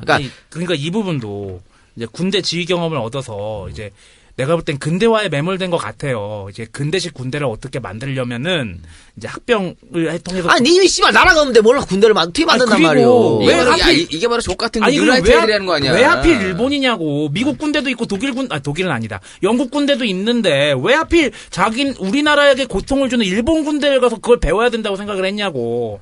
말도 안 되는 소리 하고 있어요. 그리고 학병들이 뭐 했는데 가서 어? 학병들이 전쟁 가서 뭐 지휘를 했는데. 했어? 말발굽 바꾸고. 장조지호라는 사람도 있다. 아, 그래, 그분. 이건 말이 안 되는 거예요. 장준하가 어떤 목적을 가지고 천암선을 옹호했는지 알 수 없습니다. 그죠? 우리는 알 수 없지만. 하여튼 문제는 이렇게 친일파들이 자신들의 잘못을 뉘우치지 않고 자기 합리화, 변명의 수단으로 장준하 선생의 말을 이용하고 있다고 하는 거. 거기에 문제가 있는 겁니다. 장준하는 박정희가 대통령이 돼서는 안 되는 이유 중에 하나로 일제 장교 출신 그걸 들었습니다. 그런데 어떻게 체남선에 대해서 이렇게 말할 수 있냐. 아무리 생각해도 이해가 안 되는 부분이다. 어쨌든 친일파들을 옹호한 거, 2명 옹호한 것은 장준하의 실수 아니면 약간 잘못. 비판받을 점 이렇게 볼 수 있겠고 또 있습니다. 두 번째는 반공농선. 우리가 일부에서도 얘기했었죠. 지독한 반공농선이 너무 심취했다는 점입니다. 반공주의자인 백범과 이범성 밑에 있었던 영향도 있었겠고요. 그 다음에 1편에서 얘기했듯이 중국에서 그 일본을 탈출할 때 그리고 광복군에 있을 때도 영향이 있었겠지만 장준하는 철저한 반공주의자였습니다. 이승만 정권을 지지하게 됐던 이유도요. 가장 중요한 이유는 아마 반공이었기 때문이었다라는 얘기가 많습니다. 이 때문인지 그는 김원봉과 여운형을 좋게 보지 않았습니다. 그에 져서 돌베개에서는 이렇게 얘기합니다. 시종일관 김원봉에 대해서 좋지 않게 구술을 하고 있는데요. 아니 그럼 김원봉이 아무리 사회주의자들하고 좀 어울렸다고 해도 너무 심한 평가입니다. 아니 김원봉이 그렇게 나쁜 사람이었다면 의열단 단원들 그리고 김구 선생, 신채호, 김규식 등은 왜 김원봉을 지지를 했을까요? 좀 의아한 부분이 있는 거죠. 그리고 여운형에 대해서도 마찬가지입니다. 나중에는 훗날에는 여운형을 치하하긴 했지만요. 해방 전국에서는 여운형에 대해서 공산주의자들에게 이용당하는 사람이라고 인식을 했습니다. 이 반공을 너무 앞세운 점은 아쉽게 남는 부분입니다. 돌베개 이제 장준하 선생이 쓴 돌베개를 보면요. 시종 일간 김원봉에 대해서 나쁘게 쓰고 있습니다. 나쁘게 쓰고 있는 건 좀 아쉬운. 같이 독립운동을 했는데, 근데 그건 역시 반공주의자, 철저한 반공주의자이기 때문에 그랬다고 보고, 어쨌든 그 부분도 지적하는 사람도 있어요. 그래서 우리가 얘기했고, 자, 세 번째는요, 첫 번째 논란이 됐던 5.16 쿠데타 당시 지지 발언입니다. 이것 때문에 뭐 우리 팬카페에서 뭐 누가 글을 썼던데, 5.16 쿠데타 당시 지지 발언, 이건 중요한 거니까, 또 길고, 잠깐 쉬었다 가겠습니다. 광고가 하나 들어왔는데 말이죠. 네. 이거 독특한 광고입니다. 음원 안 보냈습니다. 그 뭐 어쩌라고. 아니, 이분이, 네. 컴맹이신가 봐. 만들 줄 모르는데. 그래서, 어려운 거 없어요. 그냥, 저기 핸드폰에. 목소리 목소리만 녹음해서 보내주면, 음악이나 이런 건 우리가 다 깔아서 알아서 보정하고 해드린다고. 그랬는데도, 못한다고, 자기는. 못하니까, 이의제에서 만들어주시면 어떻겠냐고. 그래서. 아니, 그거는 우리가 안 된다. 왜냐면 뭐 형평성이 있고, 그건 안 되고, 그럼 어떻게 하죠? 그러니까. 그럼 그냥 말로 해주세요. 그러더라고. 그래서 말로 해드리겠습니다. 아니, 조합에서는, 이제 우리가 광고를 만들어주면은, 거기에 따라 조금 돈을 더 받고라도 이제 좀 수익을 얻겠다. 됐어. 씨. 말도 안 되는 소리 하지 말고. 자, 그러니까 우리가 여기서, 그냥 생목으로 홍보를 해드리면, 안동에서, 우리 고향 선배님인데, 아니, 개인적으로 모르고, 고향 선배님인데, 아버지가 직접 재배한답니다. 포도, 복숭아. 포도, 복숭아 직접 재배하는데, 이 포장은 5kg 단위. 5kg 단위 포장하는데, 요거를 조금 팔고 싶다. 아직 출하가 되지 않았는데, 8월 말에 출하가 된답니다. 이 방송 나갈 때 좀 출하되겠지. 그럼 전화하시면 되는 거야. 바로, 갓 출하된 포도와 복숭아를 여러분께서 드실 수 있다. 가출화된 거를 따끈따끈하다고 할 수는 없잖아. 과일이니까. 뭐라고 해야 되냐? 신선한. 신선한. 햇과일. 핵과일. 청포도 익어가는 시절. 딱 맞네, 이제. 근데 이건 청포도가 아닌 것 같아. 청포도면 청포도라 말씀드렸을 건데. 원래 이제 안동에 청포도로 유명한 거예요. 이육사 선생의 시, 내 고장 치료는 청포도와 이간 시라 아니. 왜 안동이야? 안동인데. 하여튼 안동은 원래 포도가 유명한 데고. 그래서 하여튼 포도, 복숭아. 일찍에서 지금 만든다고 하시는데, 일찍 좋은 동네입니다. 우리 할머니 고향인데. 얘 이러다가 국회의원은 못해도 저기 안동 홍보위원 이런 거 있는데. 그러니까 안동 홍보대사. 그래요. 어쨌든 여러분께서 많이 좀 5kg 가격이 아직 출하가 안 돼서 결정하지 못했대요. 근데 어쨌든 EJ 아니 이게 딴 데 광고 안 했대. 야, 무대뽀 괜찮다. 봐라. 제품 음원 없지. 가격 없지. 니들이 알아서 해. 이거 아니야? 일단 전화 주시면 그때 시세에 맞게. 아니 그러니까 나도 궁금했던 게 이거를 어떻게 사야 되는 거야? 그 얘기를 해야지. 예. 뭐 홈페이지 없어. 뭐 네이버 그 카페 없어. 무조건 개인 전화, 휴대폰 전화. 야 이거 저기 배경음악 깔아가지고 그냥 이거 광고 만들어야겠다. 전화번호는 010-3255-4448번입니다. 남시연 씨. 010-3255 4448, 4448번. 남시연 씨께 전화해서 5kg 단위로 포장된 포도와 복숭아를 가격은 모르고 시켜서 사이트도 없고. 네, 사이트도 없고 시켜서 드리면 일단은 그냥 믿고 사세요. 볼 수가 없어, 씨발. 근데 일단 믿고 사고 안 되면 반품하세요. 받았어. 똑같아. 반품하면 되지 뭐. 반품은 이거 제가 EJ 이 사장 직무 대리로서 책임지고 내가 반품해드리겠습니다. 안 된다 그러면 제 돈으로 반품해드릴 테니까. 오. 반품해드리겠습니다. 마음에 안 들면 반품하시기 바랍니다. 됐지? 이런 광고 좋은데? 괜찮은데? 무대포 정신? 원래도 고맙습니다. 계속 들어가 봅시다. 예. 자, 쿠데타 지지발언이었습니다. 장준하는 1961년 사상계 유호로 권두원에서 다음과 같이 서술했습니다. 절정에 달한 국정의 문란, 고질화된 부패, 마비 상태에 빠진 사회적 기강 등 누란의 위기에서 민족적 활로를 타개하기 위하여 최후 수단으로 일어난 것이 다름 아닌 5.16 군사혁명이다. 4.19 혁명이 입헌 정치와 자유를 쟁취하기 위한 민주주의 혁명이었다면 5.16 혁명은 부패와 무능과 무질서와 공산주의의 책동을 타파하고 국가의 진로를 바로잡으려는 민족주의적 군사혁명이다. 따라서 5.16 혁명은 우리들이 육성하고 개화시켜야 할 민주주의의 이념에 비추어 볼 때는 불행한 일이요. 안타까운 일이 아닐 수 없으나 위급한 민족적 현실에서 볼 때는 불가피한 일이다. 그러나 이번의 군사혁명은 단지 정치 권력이 국민의 한 집단에서 다른 집단으로 넘어갔다는 데서 그친다면 그것은 무의미하다. 혁명 공약이 암암리에 천명하고 있듯이 무능하고 고식적인 집권당과 정부가 수행하지 못한 4.19 혁명의 과업을 새로운 혁명 세력이 수행한다는 점에서 우리는 5.16 혁명의 적극적 의의를 구하지 않으면 안 된다. 따라서 이러한 의미에서는 5.16 혁명은 4.19 혁명의 부정이 아니라 그의 계승, 연장이 되어야 하는 것이다. 5.16 군사혁명으로 우리들이 과거의 방종, 무질서, 타성, 편의주의의 낡은 껍질에서 자기 탈피하여 일체의 구악의 뿌리를 뽑고 새로운 민족적 활로를 개척할 계기는 마련된 것이다. 혁명 정권은 지금 법질서의 존중, 강건한 생활기풍의 확립, 불량도당의 소탕, 부정축제자의 처리, 농어촌 고리채 정리, 국토건설 사업 등에서 괄목할 만한 출발을 보여주고 있다. 여기서 우리는 혁명 정권이 치밀한 과학적 계획과 불타는 실천력을 가지고 모든 과제를 해결해 나갈 것을 간곡히 기대하는 동시에 동포들의 자각 있는 지지를 다시금 요청해서 마지 않는 바이다. 이제 모든 권력은 혁명 정권에 집중되었고 혁명 정권은 민족 100년의 운명을 그 쌍견에 짊어지고 있다. 무엇보다도 혁명 정부는 우리 사회를 첩첩히 얽매고 있는 악순환의 사슬을 대담하게 끊어야 한다. 그렇게 할 때 비로소 민정 아닌 군정의 의미가 있는 것이요 혁명의 가치가 평가될 수 있는 것이다.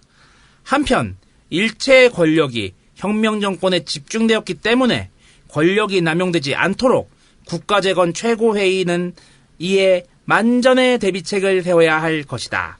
본래 권력은 부패하기 쉽고 더욱이 절대 권력은 절대적으로 부패하는 경향이 있다 함은 하나의 정치학적 법칙이다. 이러한 권력의 자기 부식 작용에 걸리지 않고 오늘의 청신한 자세를 끝까지 유지하기 위해서는 국가재건 최고회의는 시급히 혁명과업을 완수하고 최대한 시일 내에 참신하고 양심적인 정치인들에게 정권을 이양한 후 쾌히 그 본연의 임무로 돌아간다는 엄숙한 혁명 공약을 깨끗이 군인답게 실천하는 길 이외에 방법은 없는 것이다. 이렇게 길게 쓰여진 권두원뿐만이 아니었습니다. 화보도 혁명, 새벽에 오다라는 제목으로 쿠데타의 전개 과정을 장도연과 박정희의 인물 사진과 함께 24컷으로 실었습니다. 물론 장준하가 당시 장면 정권을 자유당 정권과 별반 다르지 않은 무능한, 아주 무능력한 부패 정권으로 보았고 쿠데타 세력이 반공을 국시로 삼는 젊은 장교들이었으며 미국이 쿠데타를 지지한다고 봤고요. 이 혁명 공약을 완수한 뒤에 분명히 민간에게 정권을 이양한다고 했기 때문에 이들을 지지했다고 볼 수도 있고요. 그리고 나중에 이들이 약속을 지키지 않고 독재 정치를 해나가자 매섭게 이들 반대편에 섰던 것도 뭐 사실입니다. 하지만 그렇다고 해도 당시에 이 쿠데타 세력들을 지지한 역사적인 사실은 없어지지 않습니다. 아무리 장면 정권이 무능하고 부패했다 하더라도 헌정을 유린하고 헌법을 짓밟은 쿠데타를 옹호해서는 안 됩니다. 아니 박근혜가 부정으로 대통령에 당선되었고 민주주의를 짓밟고 있다고 한들 그래서 만약에 군사 쿠데타가 일어나 그럼 그걸 옹호해야 되겠습니까? 그건 또 아니잖아요. 4.19처럼 민중들이 들고 일어난다면 그건 지지할 수 있어도요. 군사 쿠데타는 안 됩니다. 피지배 계급이 지배 계급의 폭정을 일하는 게 혁명이지. 어떻게 같은 계층의 권력 이동, 권력 강화, 결국에는 위에 있는 대가리만 바뀐 건데 이게 어떻게 혁명이라고 할 수 있겠습니까? 그래서 5.16이 일어났을 때 이를 반대하면서 혁명은 민중이 하는 거지 군인은 혁명 못한다 라고 했던 함석헌 선생의 말이 더 빛나는 이유입니다. 강원용은 그가 존경받아 마땅하나 사상계 등의 활동에 대해서는 정치적인 목적이 있었다라는 것을 보았습니다. 그러던 중에 박정희의 제3공화국이 들어서자 장준하가 정치적 목적을 박정희에 반대하는 것으로 바꾼 것으로 보인다라고 말했습니다. 또 장준하가 김구혜에게 붙었다가 장면에게 붙었다가 또 윤보선을 따라다니면서 색깔 논쟁에 열을 올렸다라는 비판도 있습니다. 이거 뭐 강원영 목사가 했던 말이고 또 이렇게 비판하는 인간들도 있다. 우리 얘기 아닙니다. 그러나 장준하가 당시 저런 발언을 했다고 5.16 쿠데타 자체를 정당화하려고 하는 졸속들은 더더욱더 기가 막히게 한심한 노릇입니다. 일베가 이걸 갖고 와가지고 장준하가 군사 쿠데타를 지지했으니까 군사 쿠데타가 정당한 거다. 이런 이상한 논법을 들고 나오죠. 그건 말도 안 되는 거고. 다만 어쨌든 간에 이거를 뭐 권두원을 장준하가 썼든 안 썼든 간에 어쨌든 편집 책임자니까 장준하의 책임입니다. 이거는 장준하의 책임이고 어쨌든 혁명이라고 적었고 또 여기에 지금 우리가 이 박사가 길게 읽었습니다만은 굉장히 지지하는 발언을 했어요, 이렇게. 예. 근데 그 이유는 세자기 설명했잖아.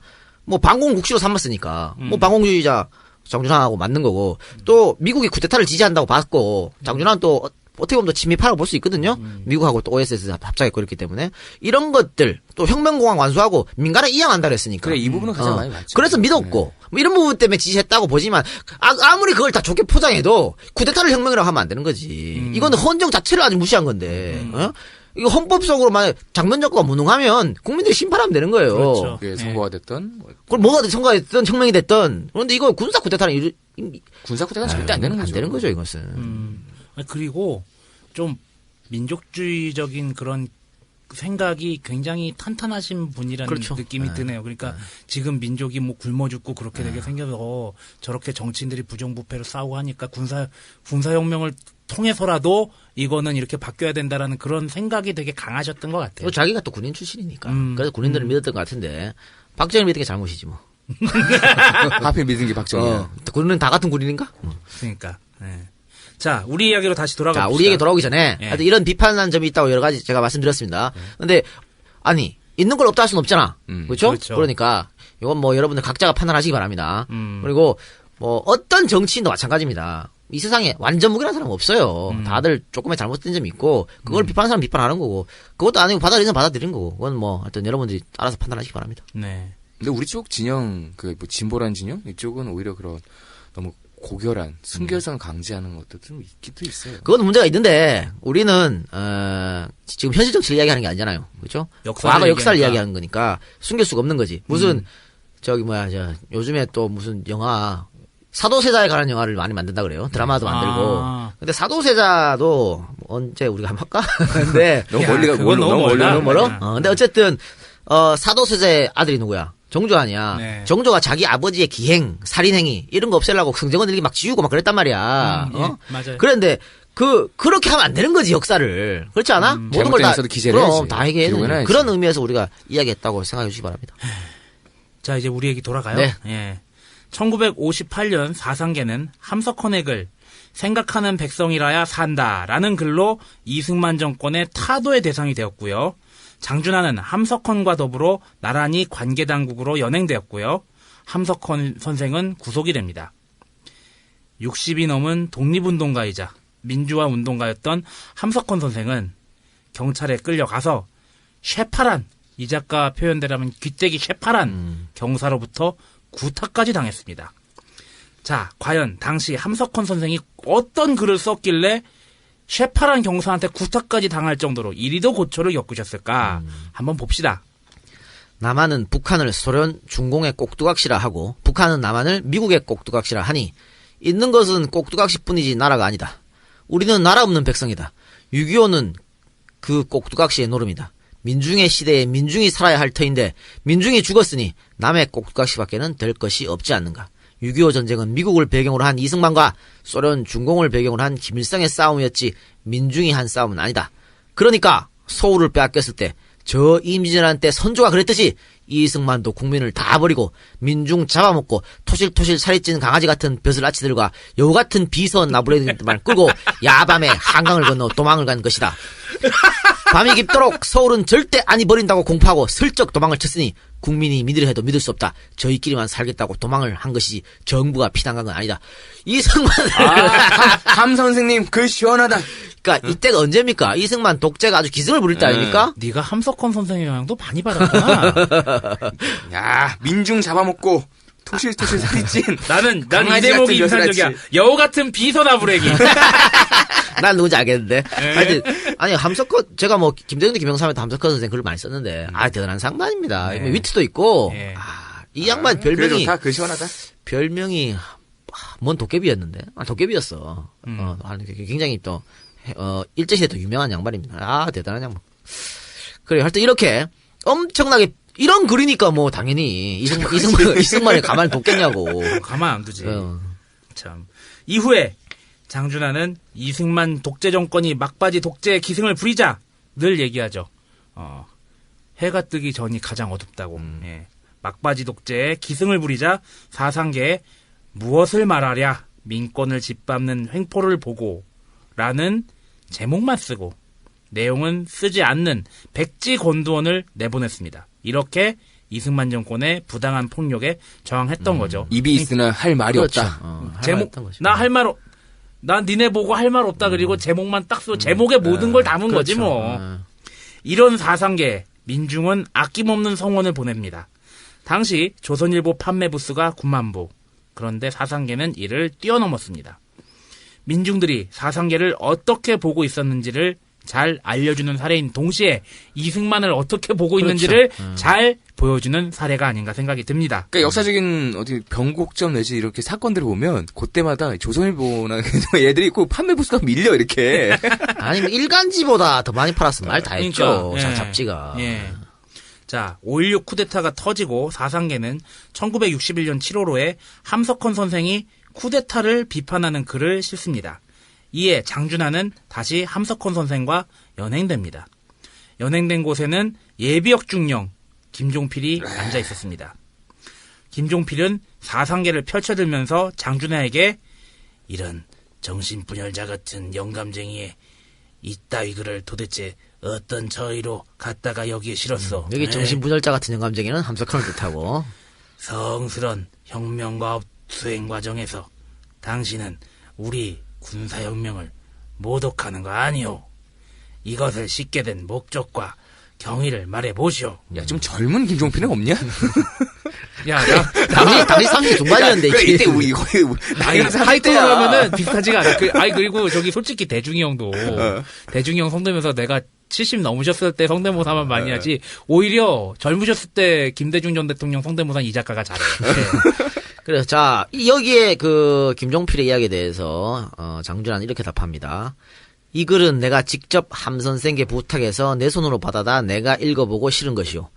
여러분은 이 글을 좋지 않게 보는 모양이오만 내 나름으로는 이 글이야말로 군사혁명을 일으킨 여러분을 위하고 혁명과업을 수행하는 데 있어 가장 시에 맞는 충언이라고 확신하여 실은 것이외다. 좋은 약은 입에 쓴 법으로 당장은 다소 거슬리는 데가 있을지 모르지만 내 확신이 틀리지 않는 한 여러분을 위하고 나라의 장래를 위하는 충정이 들어있는 글인 것만은 틀림없소.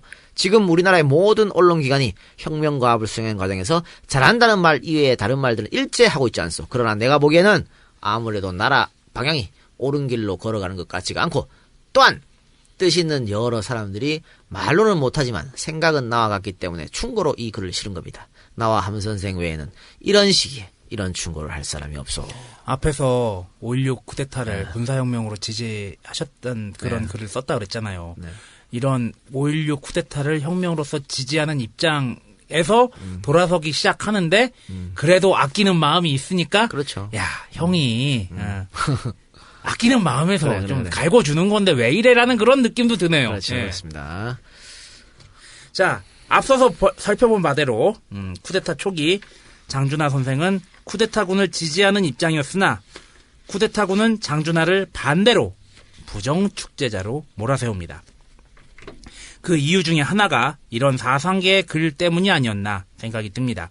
이후 박정희는 아시다시피 민정이양의 약속을 지키지 않고 독재를 실시하고 장준하 선생은 그런 박정희의 반대편에 서게 됩니다.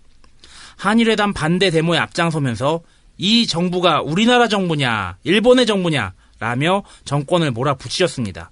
또 삼성의 사카린 밀수 사건 때는 박정희에게 밀수 왕초라고 직격탄을 날리셨습니다. 이에 밀수 왕초. 그러니까 삼성이 있고 그 앞에는 그 뒤에 몸통은 박정희다. 뭐 그러면 그렇게 삼성은 밀수 꼬봉이야 그러면. 그치. 이에 박정희 정권은 사상계를 퇴출시키기 위해서 여러 방법을 동원했고요. 그중 하나가 반품 작전이었습니다. 전국 서점에서 사상계를 많이 주문했다가 창고에 넣어놓은 뒤 대량을 다시 반품시켜서 사상계 재정활동에 심각한 피해를 준 것이죠. 아니 생각을 해봐. 잔뜩 이제 찍어놓고 팔리니까 그 돈을 이제 또 이제 급한데 막 쓰고 그런 다음에 갑자기 이게 뭐 반품 일자 넘기기 전에 나 반품이 하고 딱 들어오면은 이미 돈은 쓰고 없을 거 아니야. 갑자기 그러니까, 이 작가 그쵸? 김대김이 10,000권이 주문 들어왔다가 그래가지고 출판사 다 찍었어. 근데 반품이야. 그럼 뭐 그게 또 반복되는 거야 이제. 예. 주파사 망하는 거지. 근데 이게 누가 시켰겠어? 당연히 국가가 있지, 시킨 이게. 거지. 여기도 역시 몸통은 나야? 그렇지. 그래서 적자는 눈덩이처럼 불어났고요. 경영은 어려워져 갔습니다. 야 이거 우리 콘서트 티켓도 저쪽 애들이 그렇게 하는 거 아니야? 그럴 수도 있어. 이빨 샀다가 전날 다 반품, 씨발. 에휴, 참 위험한 세상이다. 자, 또 박정희 정권은 사상계의 세무조사까지 실시했고요. 사상계의 원고를 실은 교수들은 대학에서 쫓아냈습니다. 이게 양아치 짓이라니까. 밥 먹는 걸 갖고 이러면 안 돼, 그러니까. 양아치 이게 새끼들. 아우. 조폭들이 이렇게 하는 거 아니야? 식당 들어가 장사 못해 가지고 덩어리도 앉아 있고 그렇죠. 손님들 들어오면 예. 나가게 하고 이거 그렇죠. 아니야? 예. 뭐가 달라? 나라가 조폭이네 나라가. 그렇죠. 이명박의 양아치 짓도 원조가 따로 있었구나. 지난주에는 이 집이 원조집이야? 아니 심심하면 우리 MB가 자꾸 언급이 되네. 예. 자, 이렇게 하니 장준하의 사상계는 고사 직전으로 갈 수밖에 없죠. 채권자들은 앞다투어 달려왔고 집안의 가재도구까지 빨간 딱지로 도배가 되었습니다. 필지는 점점 사라지고 판매 부수도 점점 줄어들었습니다. 그런데 박정희의 탄압은 여기서 그치지 않았습니다. 밀수 왕초라고 말했다고 장준하를 국가원수 모독죄로 구속해버리고 만 것입니다. 그러나 장준하 선생의 민주주의에 대한 열망은 식지 않았습니다. 장준하 선생은 67년에 있었던 대통령 선거에서 야권 통합을 위해 물밑에서 움직였고요. 윤보선이 대통령 후보로 결정되자 지원연설에서 박정희 씨는 국민을 물건 취급, 우리나라 청년을 월남에 팔아먹었고 박 씨는 과거 공산주의 조직책으로 임명되어 조직 활동을 한 사람이다 라고 말해서 박정희 정권 하에서 두 번째로 구속이 되셨습니다. 여기 좀 틀린 말이나 명예훼손 되는 말이 뭐가 있어? 그런데 이후 장준하 선생은 언론인으로서 한계를 느끼셨는지 국회의원에 옥중 출마하셨고요. 당선이 되셨습니다. 그러나 사상계는 그 역사를 접을 수밖에 없었습니다. 박정희는 사상계의 죽이기를 끊임없이 실시하면서 사상계에서 글을 쓰던 사람들을 하나 둘 빼내갔습니다. 한홍구 선생의 글을 한번 보도록 하겠습니다. 엄민영은 박정희 정권에서 2차례나 내무부 장관을 지냈고 김상엽은 군정의 문교장관으로 갔다. 유창순도 상공장관과 경제기획원 장관이 되었고 한태현은 공화당 의원을 지내고 유신헌법을 만들었다. 황산덕은 인혁당에 대한 사법살인이 집행될 당시에 법무부 장관이었고 동경제대 재학 중 학병에 끌려가 장준하처럼 목숨을 걸고 탈출했던 신상초도 유정의 국회의원이 됐다. 이들이 떠나간 빈자리에서 장준하는 외로웠을 것이다. 장준하가 의문의 죽음을 당하던 약사봉, 그 등산길에 우연히 동행했다는 한 언론인이 있었다. 장준하에게 다른 분들은 어떻게 하시고 왜 혼자십니까? 라고 했더니 나는 언제나 혼자인걸요. 라고 쓸쓸히 답했다고 한다. 이 언론이 아마 고상만 수사관이 얘기했던 경향신문 기자인 것 같고, 그죠? 그래서 이렇게 외롭다라고 하는 거죠. 방금 세상에 이야기했던 사람들은 전부 사상계에 글을 쓰던 사람들이었는데, 박정희가 다 빼갔단 말이야! 환장하겠네. 아니, 나는. 고립 때문에 외롭잖아요. 이거 보고 생각이 난 게, 우리 한겨레 스페셜 할 때, 언론 탄압에 맞서 싸웠던 언론인들 중에, 신한국당으로 갔던 사람들도 있다는 얘기가 있지. 불현듯 생각이 나요. 그래요. 근데 갑자기 생각나는 게 이런 것도 생각나네. 아까 최남선을 옹호한 거라든가, 그런 거 볼 때, 왜 우리 386이라고 하는 새정치연합 혹은 뭐, 전신민주당에 있던 386들이, 손학규 존나 좋아했거든. 진짜 손학규 팬 엄청 많았어요. 예. 근데 우리가 볼 때 그렇잖아. 어쨌든 변절한 사람 아니야? 그런데 그 민주당 내에 있었던 사람들이 손학규 엄청 좋아했다고. 그런 것도 있지 않았을까? 장준하와 최남선의 뭐 그런 거? 그런 경계나 진영의 문제가 아니라 저 사람 자체는 그렇지. 매우 훌륭하다라고 판단했던 갑자기 생각나네. 수도 있다. 그럴 수도 있겠다라고 싶습니다. 왜 정계 은퇴하니까 칭찬하려고 그래? 그 전에 좀 미안해. 해주든지. 너 어느 방송에서 아니, 했냐? 와주테이 박주대에서 너무 까가지고 내가 너무 미안해. 와주테이 박주대 사실 진짜 손학규는 진짜 뭐 홍준표나 신지호 또 심재철 이재호 이런 사람들하고 엮일 사람이 아닌데 내가 그래서 엮었잖아. 야, 거기 신지호는 급 떨어진다. 거기서도. 그러니까 대단히 좀 죄송한 말인데. 방송을 빌어서 사과하는 거야? 죄송한데. 어쨌든 저는 아주 변절을 싫어하기 때문에 어쩔 수 없어요. 오늘 제 방송 보십시오. 오늘 방송 있다고 하는데. 너 이 개새끼야 말로 흥해서 말로 망한 너 새끼야 나중에 너 변절하고 그때 내 뭐라고 얘기할 거야. 그래. 아니야 변절할 일은 없다. 확실히 말씀드리겠습니다. 야 근데 그 팟빵 악플들 중에 저 새끼는 반드시 새누리당으로 갈 것이라는 악플도 꽤 있더라. 갑자기 이런 생각도 드네요. 또 우리 이번에 경기도지사 경필이 형 남경필 씨가 말이죠. 꿈이 컸는데 아들 둘을 군대 보냈잖아. 그렇지. 왜 그랬겠어, 씨발. 왜 그랬겠어, 아들 둘 왜 그걸 군대 보냈겠어. 아들 병역 필. 다 정리하고 정말 큰 꿈을 꾸고 있었거든. 대붕이 되고 싶었는데 박살나고 꺾였네. 아이고야. 그런데 쎄복이 좋아 그 양반이. 그래? 선거 전에 터졌어봐 이거. 그러니까. 경기도지사 아웃이지. 그럼요. 선거 끝나고 터졌으니까 다행인 거 아니야. 이 양반 멘탈 대단하더라. 그 이제 사건 보고된 날이 있을 거 아니에요. 예. 그거 보고되고 이틀 후에 수원의 뭐 거리에서 호프집에서 맥주 마시면서 낭만을 즐기고 있더라고. 그걸 SNS에 올렸어. 그랬어요? 수원에 무슨 거리가 있어. 거기서 누구의 음악이 함께하고 올리고 있는 거야. 아니 나는 다른 건 다 둘째치고 뭐 아들 잘못 키워서 그랬을 수 있고 아들이 뭐 좀 실수해서 그랬을 다 그렇다 치고 자기 자신을 사회 지도층이라고 표현했다는 게 나는 가장 웃겼어.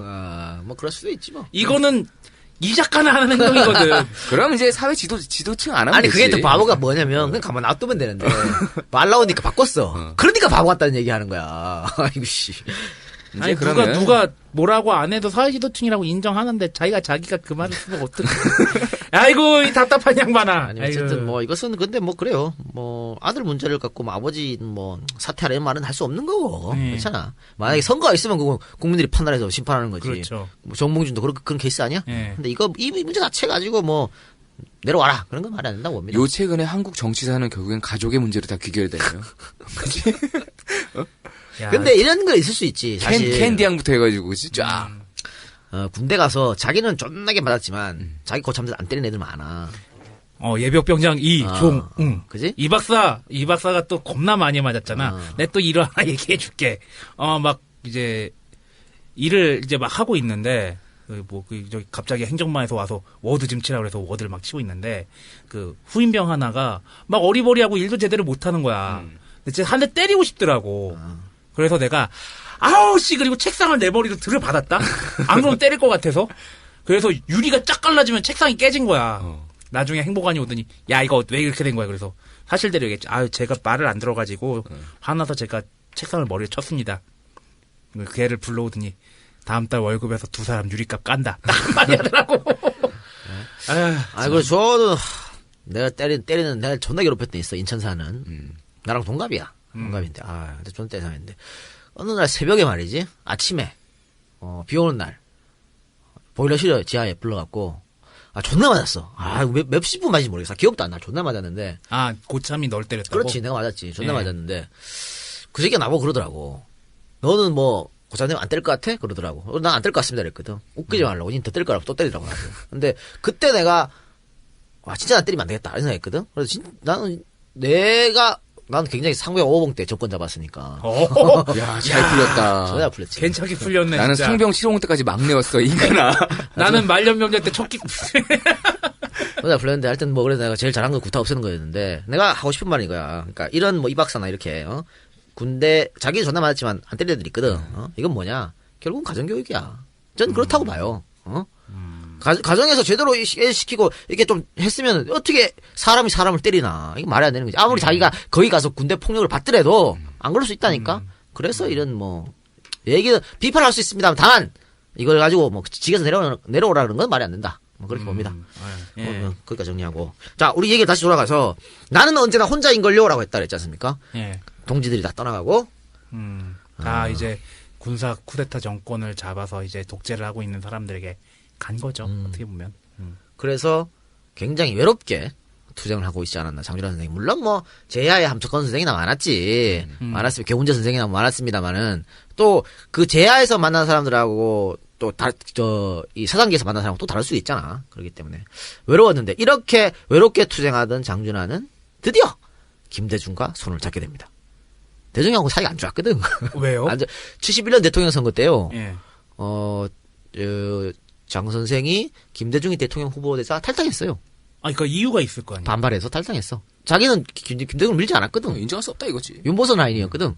그래서 밀지 않았어요. 그래서 사이가 별로 안 좋았습니다. 안 좋았는데 민주주의가 위기에 빠지자 다시 김대중과 손을 잡게 된 것입니다.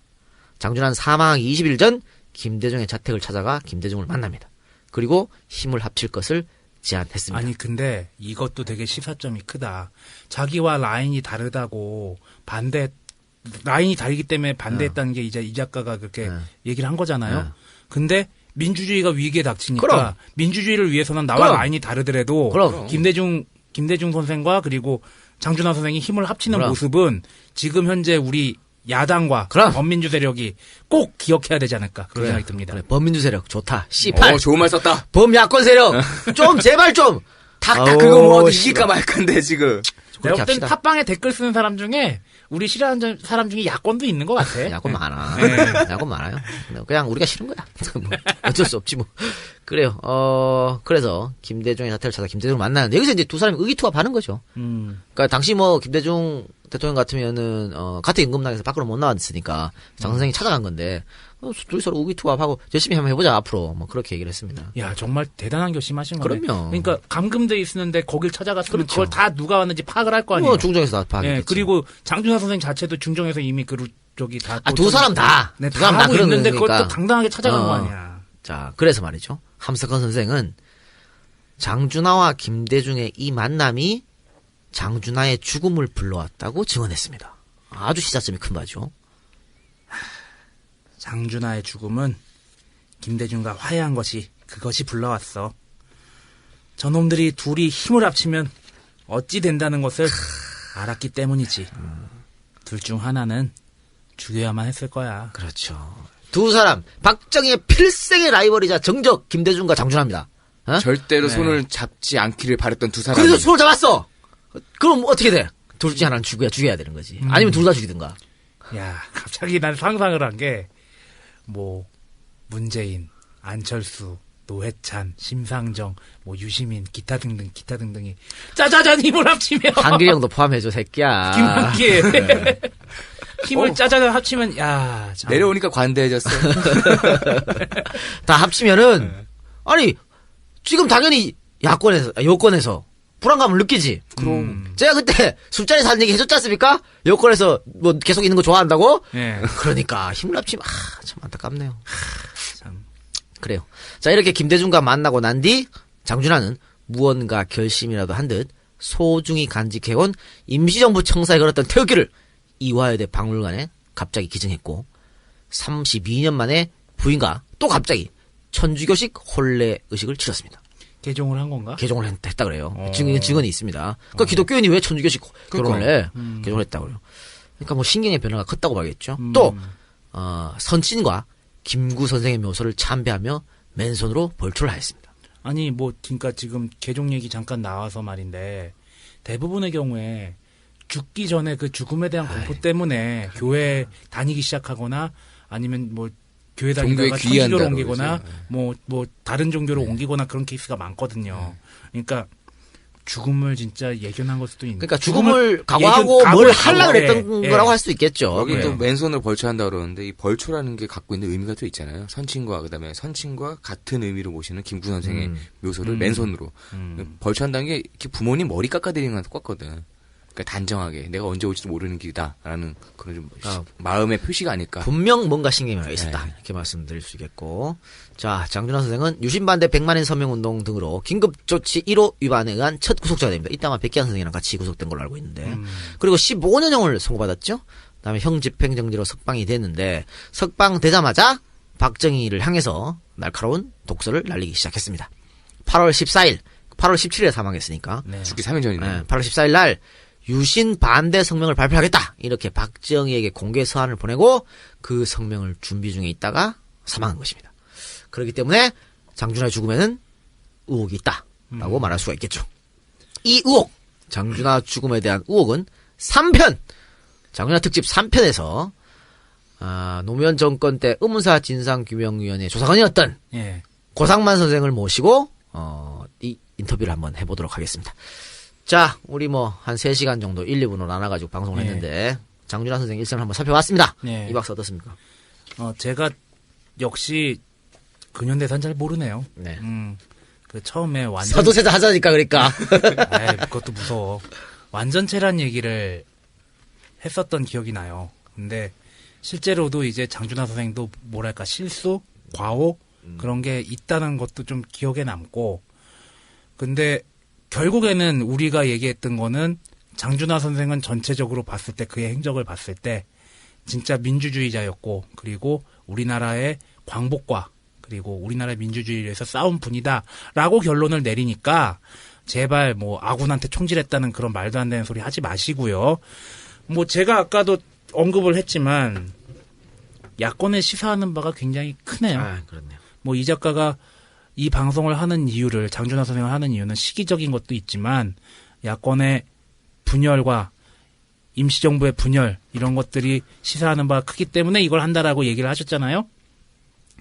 그리고 해방 이후 독재와 싸우는 과정에서 장준하 선생이 김대중 선생과 손을 맞잡은 일 그리고 이제 그렇게 윤영중 신부와 싸우다가도 화해하고 같이 민주주의를 위해 싸웠던 일 등등은 지금의 야권이 엄숙주의 그리고 정치적인 야욕 그리고 자신들만이 옳다는 엘리트주의 그런 것들을 버려야 된다는 강력한 메시지가 아닌가 그런 생각이 들었습니다. 이상입니다. 네, 세장. 오늘 방송에서 나왔던 얘기들 중에 종교 이야기 그리고 언론 이야기 당시의 시대의 상황을 그렸던 이야기들 어쩌면 하나도 이질감이 느껴지지 않을 정도로 지금의 이야기가 똑같은지 모르겠습니다. 토시 하나 바꿀 필요가 없어요. 함석헌 선생이 했던 얘기는 지금 그대로 내보내도 지금 그대로 기사화돼도 전혀 이상할 게 없습니다. EJ가 이제 거의 100회가 다 돼갑니다. 처음에는 박근혜 정권 전부터 시작했습니다. 그때도 우울했죠. 그리고 박근혜 정권 이제 중반을 향해 가고 있는데 앞으로 계속 해야겠지만 어쩌면 우리가 그렇게 100회 가까운 시간 동안 했던 방송 내용이 점점 더 옛날하고 지금하고 일체에 간의 현실이 무시무시하고 사실은 한편으로 웃기기까지 합니다. 그러면서 느껴지는 거. 아까 그왕께서 말씀하신 것처럼 우리나라 민주주의가 결여되어 있다. 그리고 그 결과물은 결국엔 나중에는 또 누군가의 죽음에 의해서 또 피를 먹고 자라야 되냐라는 거는 반대를 하겠습니다. 우리는 한번 일단 이렇게 자료들이 있잖아요. 민주주의가 어떻게 발전해왔고 근현대사가 어떻게 발전하는지 자료가 있으니까 잘못된 길을 가지 않기 위해서 과거의 이야기를 다시 한번 반복하고 옆에 알리고 복습시키면서 이제 그러지 말아야죠. 또 왜 똑같이 박근혜 정권 아니 박정희 정부 주니어가 만들어지는 거 눈 뜨고 볼 수는 없잖아요. 예. 그런 의미로 앞으로도 남은 기간 동안 제발 좀 우리가 과거 얘기를 하더라도 지금의 정부하고 매칭이 좀 안 됐으면 좋겠습니다. 개인적인 바람입니다. 이상입니다. 예, 그렇습니다. 장문화 선생이 8월 17일 날 사망하셨는데요. 우리가 왜 지난 시간에 일진이랑 같이 들어왔다 했잖아. 근데 네. 그 전에 한 번 들어온 적이 있어요. 들어왔다가 비행기에 내렸다가 다시 그냥 갔는데 그날이 8월 17일입니다. OSS 장교 입장으로 들어온 거지, 신분으로. 그러니까 8월 17일 날 1945년 8월 17일 날 대한민국 입국했는데 광복 후에 최초로. 근데 그 30년 뒤에 어여삐 그렇게 사망한 겁니다. 참 이게 역사에 참 수레바퀴가 참 그렇죠? 예. 얄궂다는 표현이 맞나요? 그리고 장준하와 김대중 어떻게 보면 정치적 라이벌이기도 했고 평생의 친구이기도 했고 동지이기도 했는데 그 두 사람이 죽은 날짜도 하루 차이입니다. 8월 17일이고 8월 18일이고 이 방송을 통해서 날짜상으론 하루 차이. 그렇죠. 그러니까 장준하 선생 또 김대중 선생, 함석헌 선생에 대한 이야기를 했습니다만 우리가 장준하, 김대중, 함석헌의 혼, 그 민주주의의 정신, 또 불굴의 투지 이런 것을 다시 한번 깨우치고 배워야 되지 않을까 그런 생각에서 이 방송을 했다고 얘기해 주시면 대단히 감사하겠습니다. 조금 이쁘게 봐주시기 바랍니다. 장준하 선생 욕했다고 비판했다고 그러지 마시고 우리 현실 정치였다면 그렇지 않겠죠. 조금 좋게 돌렸을 거야. 아니 그럴 수도 있지. 그게 뭐 이렇게 할 수 있을 건데 역사기 때문에 그렇게 못합니다. 이해해 주시기 바랍니다. 그래도 큰 궤적에서 보면 장준하 선생님은 정말 큰 길 가신 거잖아요. 그건 뭐 계속 우리가 주장하는 거니까. 걸음을 걸으시는 거고. 자, 엔젤 펀딩 소개시켜주면서 마치고 3부에서 뵙는 걸로 합시다. 3부는 한 2-3시간 있다가 늦으면 한 하루? 바로 올라갈 겁니다. 네.